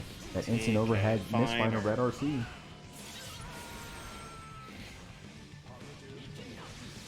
Oh, maybe a little preemptive of the 6P. Red Idea knew he was coming in, but the timing a little bit wrong. Dany finds the opening here. Is that going to be enough? Oh my god, on a pixel, not. Kurase, you have 100 meter. What's the answer? Oh, looks to chip him out with Stun Dipper, looks to full send, but gets blocked, gets punished, and it's even now for both players. Just a tap 5D and let him know what's good. Tell him you've got an overhead as well. Burst out from Kurase. If you're Dany here, you're feeling pretty good, especially off this Wild Assault combo, getting yourself some hard knockdown. Oh, that looks like it was just 6P though, and not Sacred Edge to get the hard knockdown. That being said, this throw here could be everything he needs to stay in the tournament. Man, the only way I can 2-2? sum up that round is freaking counter hit far slash, man. 2 wall breaks in a row. Counter hit far slash. Yeah, let's get some I'm gonna butcher the pronunciation on this, I'm terribly sorry. Muere por DeltaCat. Get some far slashes in chat. There you go. Yes, sir. Oh my gosh.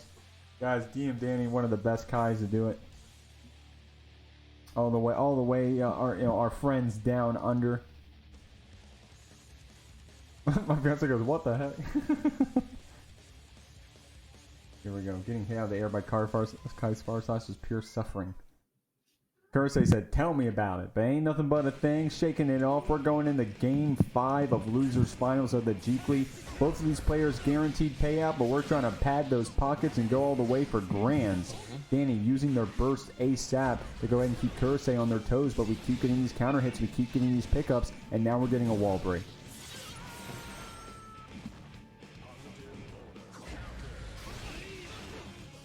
The low misfire quick RC picks up into super as well. I think that's going to kill. Oh my god, yeah. Yep. We're close enough to the wall for the break. Lethal. Damn, that was a Johnny round. Ooh. Dany on the back foot here.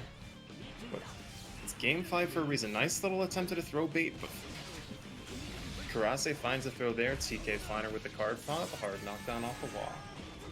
Here we go, Kurase. What is the pressure going to be, man? We got the meter cranking. We have enough for Wild Assault. We know that's what Kurase likes, saving his burst meter for.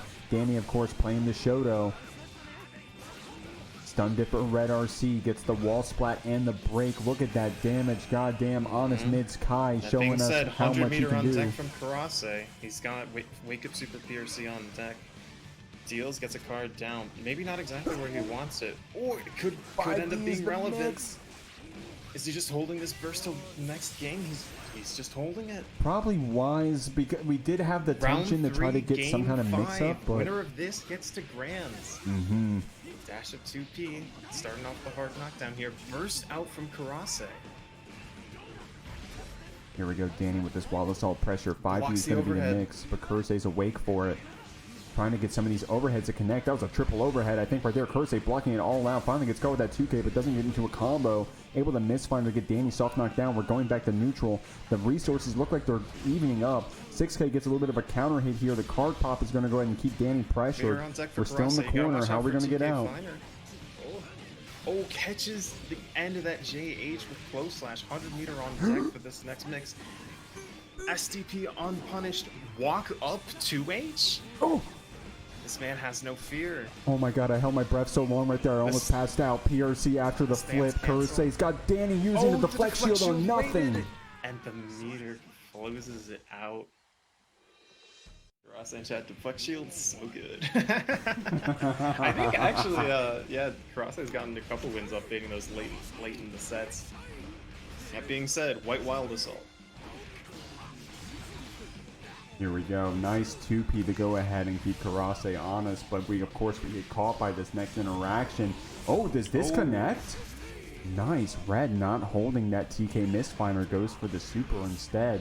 Trying to chip out Kurase at this point. Went for the 6K to be aggressive, but he got caught. Sets up the drone to hold some space. Oh, and catches the startup of stance.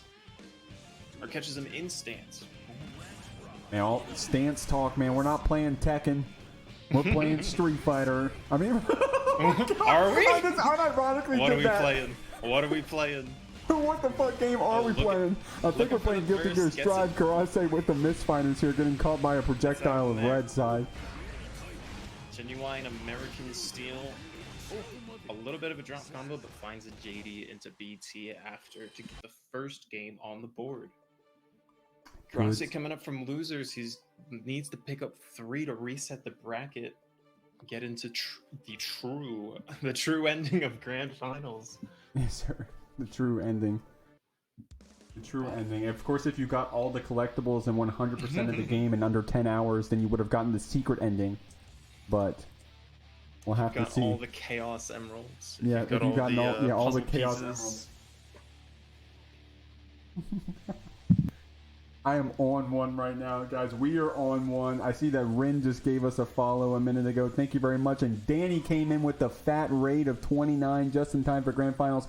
Guys, shout out to my boy Dany. I shouted him out earlier, but let me go ahead and do it again. Please go ahead and follow my man if you haven't already. Dany, one of the best guys to do it. Go ahead and follow. Oh, wait. Can someone shut up? Anyways, I'll give him a shout in just a moment. Thank you very much for that, Ray. We are here in Grand Finals of the Jeekly. Kurase getting this wall assault pressure. Mistfinder catching red. The card catching red. And now we're rewarded with a wall splat and a wall break. And if anyone from Dany's chat coming in here wants to help Dany out, get a little more green in his pocket, the Matcherino's still got some active quests before the tournament ends here, and that tournament might be coming to a close a little bit later than we think if Kurase keeps up this pressure in the corner. Round on the board. Oh, maybe thinking he had a little more burst than he had. That whiff throw was probably a wild assault there. That's, you know, a good call. I was stun locked on the decision, but you're totally right. I think that's what it was. This defense from Kurase looking really good, but of course the chip damage on top of any stray hit from Behemoth makes us look like we're getting farmed right now. Terrifying. Block, block, block. He blocks the first overhead, second overhead. What's good? Being said, nice little knockdown here. Card pop a little bit far. I would have blocked that. Ooh. Wall assault to get that hard knockdown here. The flex shield coming out, trying to keep Kurase honest on that pressure. Red, low HP. Kurase, 100 meter, dancing around with these stance cancels. God, it looks so clean. He looks like Victor. It's the flip into the red RC. The flex shield to push him out. Ooh, 5P finds a hit there. There we go. Backdash until the danger bonus hits. 6K is an anti-air apparently. We get this pickup. Of course, Kurase wanted that pressure to keep going. Gets the card pop. Oh my god, was that 6P? Out. Yep, 6P. Disrespect that slow start of BT. Sometimes you gotta make him have it. Ooh, and a nice little JS into JK there to pick up the first game for MJ. Fayana Seguir Dany Almanza. I probably said that wrong. Fayana Seguir Dany Almanza. Shout out to the king, Dany the king, coming in with that fat rate again. Thank you very much again, my man. Shout out to you in third place, and man, treat your family, treat your family with that money, man. Absolutely. Appreciate you coming in and always supporting the Jeekly, and shout out to everyone who's been supporting the pot and getting it all padded and all big and fat tonight. Looking at $142. That is insane. Thank you guys so much for doing that, and supporting the tournament and supporting your top three and supporting all your competitors who came out tonight and fought for it. And everyone in the stream right now watching, thank you very much. You're watching Grand Finals of the Jeekly 13. Both of our players on the even rounds right now, but of course, Kurase, after winning this set, if they do, needs to win a whole nother one. We got to see if Red can't shut them down first. Red, of course, with a good start right here, forcing Kurase to FD every single option. These Typhoons are doing a lot of work, man. Finally gets another catch. Probably definitely wanted that to kill if we had the choice to, but the Wild Assault's going to close it out. One last touch, you're just like, send it. Shove him in the coffin. Nice little throw here for Kurase. I set up a second card deeper into the corner. Ooh. Oh, back throw incident. Oh, and the burst bait too. Oh, That's gonna hurt. that is brutal. Set up another drone. Counter hit on the overhead. Oh, that's a big spin.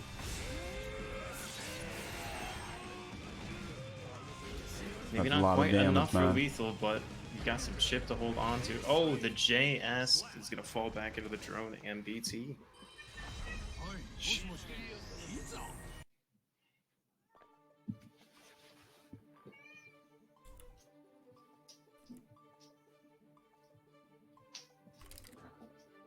Guys, this may be over soon.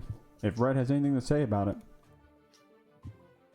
Like I said, Red on the winner side of this grand finals only needs to win this last game to secure first place at the Jeekly 13 and first place in that Matcherino payout. MjKurase has quite the hill to climb.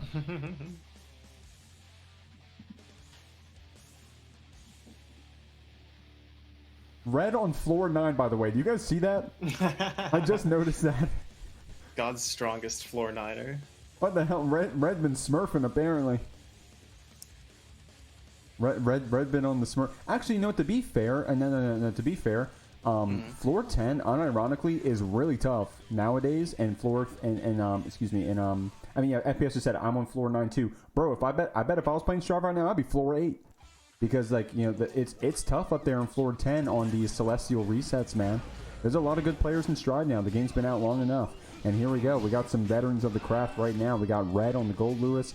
MjKurase on the Johnny, of course, one of the newer characters. At this point, Goldlewis, even being a DLC character at this point, feels like a base roster character to me. MjKurase not caring about that, getting this wall break, getting a mix-up off of this jump in as well with that overhead misfinder. 2 of them in a row, 3 of them in a row, god damn. Red not holding that though with the 2P. Low Behemoth's coming out, trying to keep that pressure going, that fall back jump normal into this running up Behemoth. That's going to be a lot of damage. The post-White Wild Assault BT pressure scenario from Goldlewis is so terrifying. Says he's got the meter, says, alright, let's send it. Oh, meaty close slash counter hits, gonna do it. Where was the health bar, man? MjKurase saying, I don't give a shit, bro. I took that round. We take those. Red with 2 applications of Wild Assault coming in the near future, unless, of course, MjKurase has 6K to say about it. Gets the card set up. Ooh. TK, finer. Clap. This hard knockdown post card super. US is going to jail in Red. We see those just blocks coming out. White Wild Assault isn't exactly full screen, so MjKurase able to dodge it right there. Low Misfinder keeps Red jailed in. Yellow RC gets us our turn back. Overhead Behemoth as well with that soft knockdown. You can't backdash White Wild Assault when you're also backdashing the drone, but we can get a back throw. Great throw there to get out of the pressure. TK, finer. Yes, sir. Yes, sir.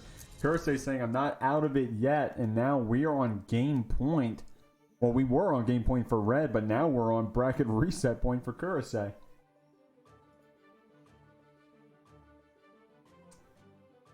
Guys, going into potentially our last game of the Jeekly 13, I just want to do one quick shout out to the YouTube. This VOD is going to be going up with all of our previous VODs as well that are already up, all the clips and stuff that you've been seeing tonight, all the crazy plays. That is all going to go on the YouTube for the Jeekly. Feel free to check it out if you're interested and want to see some previous matchups and stuff like that. And Nightbot beat me to it. Check it out right there. Everyone's been so generous with the Matcherino. We had Left Dan, we had MB, we had Scrimbus. And we had, Jesus Christ, why am I forgetting? Holy shit, someone help me, my God. Who was the other person who put money in the pot? MB, Left Hand, Scrimbus. And all of you helping and all with your of you, Matcherino thank you very much for putting money in the pot. We got the drum going. JS is going to fall down into it, or at least that BT. Close slash is going to get bursted here. Nice little extension off the card pot.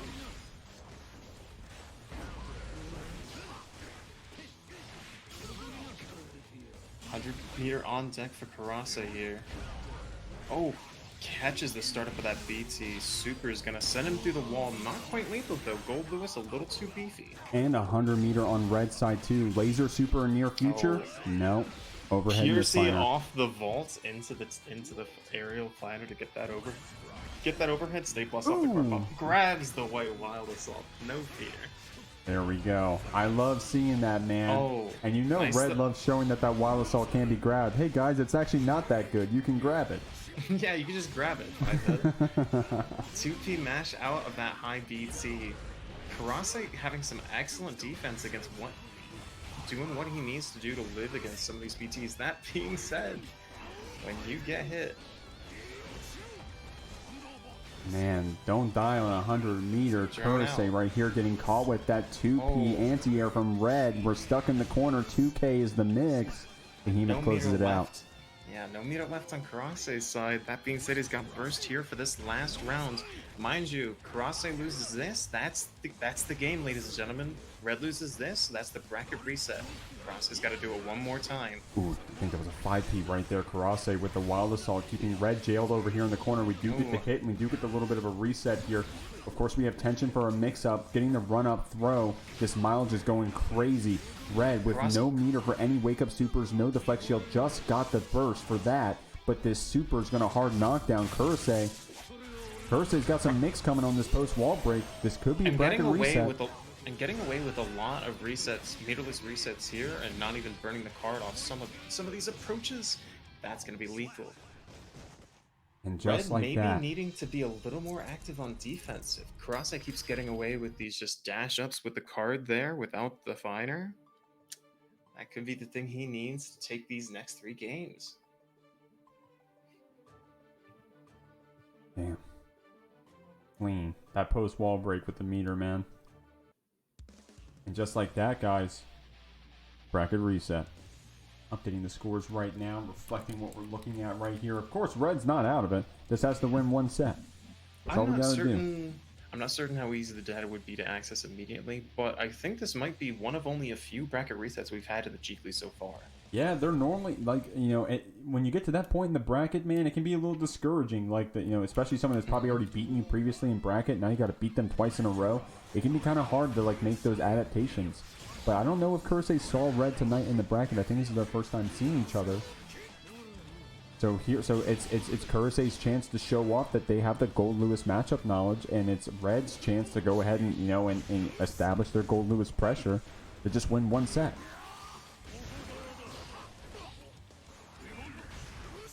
Here we go, the double overhead right there with the jump JB and then the Behemoth Typhoon, but Kurase fighting back. These card pops are going to go ahead and get Red all the way over here in the corner.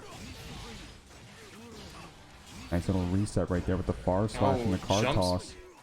Jumps the finer, but gets hit by the card pop to get jailed in. Opened up after, and this super's going to get us a lot of damage. Oh, not enough to kill though. Red without any resources to really turn it into much. Any misfiner kills, but I guess even the threat of that allows Kurase to run up and get the 2S instead, closing out that round. White Wild Assault to end the neutral. Oh, wow. A bold 6k out, but rewarded for it. Finds the throw after and getting some finer pressure going here.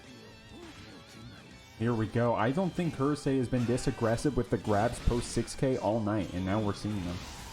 Like I said, it might be on Red to be a little more active on his defense, especially checking some of these dashes up from Kurase. They're not all going to have finer behind him. Oh, did you see that burst gauge just almost entirely fill up from getting hit during positive punch? Oh, yeah. 6k just dodging that BT. And here we go, Kurase with the 100 meter, man. This is his round to lose. TK finer, man. What a move. Like I said, another of those empty dashes up. An unchecked opportunity, and Kurase finds the opening off that air finer. You ever say finer so much, it stops sounding like a word? Then it stops sounding like what? It's just a noise out of your mouth at that point. Help. Oh man, you know, if I'm feeling tired, I can't imagine how these players are feeling, man. Kurase on the bracket reset, trying to come up for those Matcherino bucks. Goal of Red sitting over on the winner's side all night, shaking off, you know, trying their best to shake off this set that they've already lost. They are down around right now, but dude, they've been proving it all night, and they proved the last time they were at the Jeekly, never dropping a single set. This is the first set they've ever dropped in a Jeekly. And it may be the only set they drop. We'll see if they get this comeback on MjKurase here. We are only down one round. It ain't curtains yet. Wild Assault keeps our pressure going. Overhead behemoths are coming out. Low behemoths are coming out. But MjKurase's defense is kind of top notch.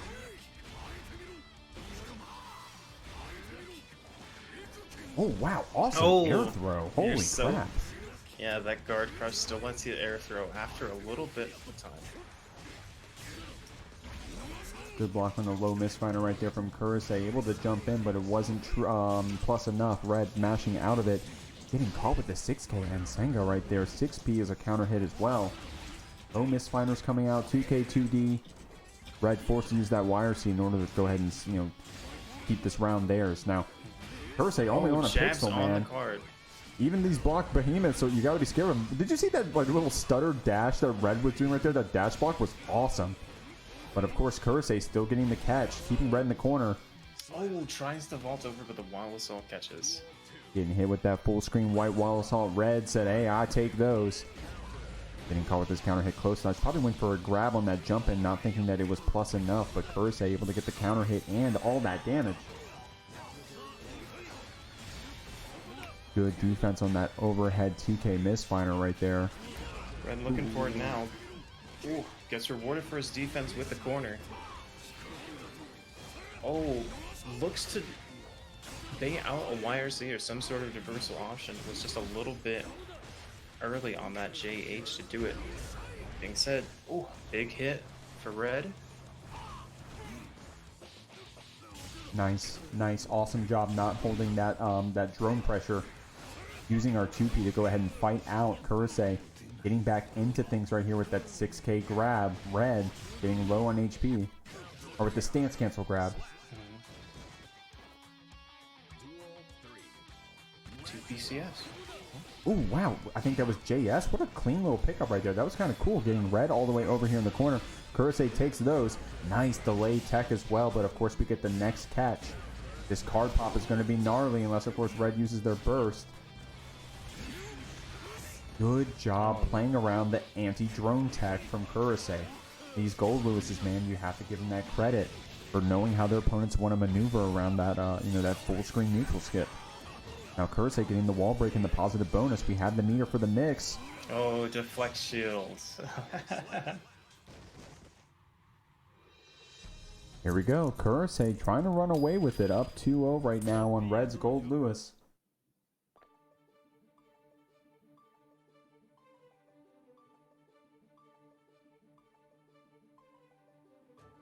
Man, it's kind of tense, man. It's like, at first it was all for fun, and it was like, haha, like, thanks for coming to the Jeekly, guys. It's, it's $50. No, now it's $140. Oh, yeah. Yeah, no, this shit is real now. So it feels tense. I'm not gonna lie. I'm feeling kind of like, oh, man. Oh, man. Dude, quite the set we've been seeing so far, guys. MjKurase kind of killing it now. It all started with Red being up 2-0, remember? So this MjKurase is on a 5-game win streak, I think. I may have the details mix up a little bit right there, but MjKurase, this is that was their 5th win that last game. If they win one more, that'll be 6 wins in this whole set. Now Red, they can still come back. Need 3 more. Been winning all night, sitting on the winner's side of bracket. Can they do it again? Oh, gold burst here from Red. Get some offense going.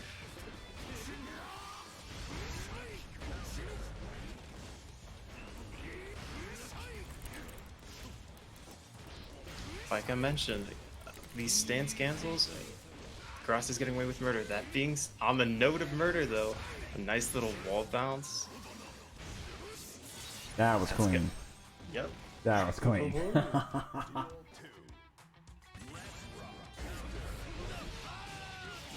Here we go. MjKurase fighting back, saying, yo, ain't no way you're going to clip me and I'm not going to fight back.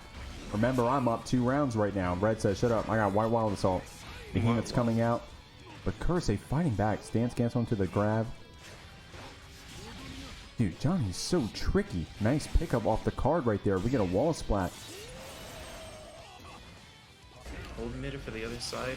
Nice little far slash here. Woo. kills him before the wall splat, doesn't let him get the burst back, and that could be the difference between loss and victory in this set here. Yeah, I mean, here we are. We are on match point for Kurase. Red can't make another mistake. They need to Nice close little out this navigation without around the messing card. up any further. Ooh, good 6B, hard knockdown here. Follows him, throws the after the backdash. Meaty VT, another throw. Burst back on deck for Kurase, finds the punish as Red jumps over the drone. Yeah, that air-to-air JS started this interaction we're looking at right now. Jailed in with these cards. The TK Mistfinder fast RC gets us a wall break. Red has to hold this hard knockdown. Now he does have 100-meter and deflect shield activations or burst. So we do have one more shot, even if we get hit again. Chooses to spend it after that card break. FD's the super, jumps the second one. Holding this pressure from Kurase.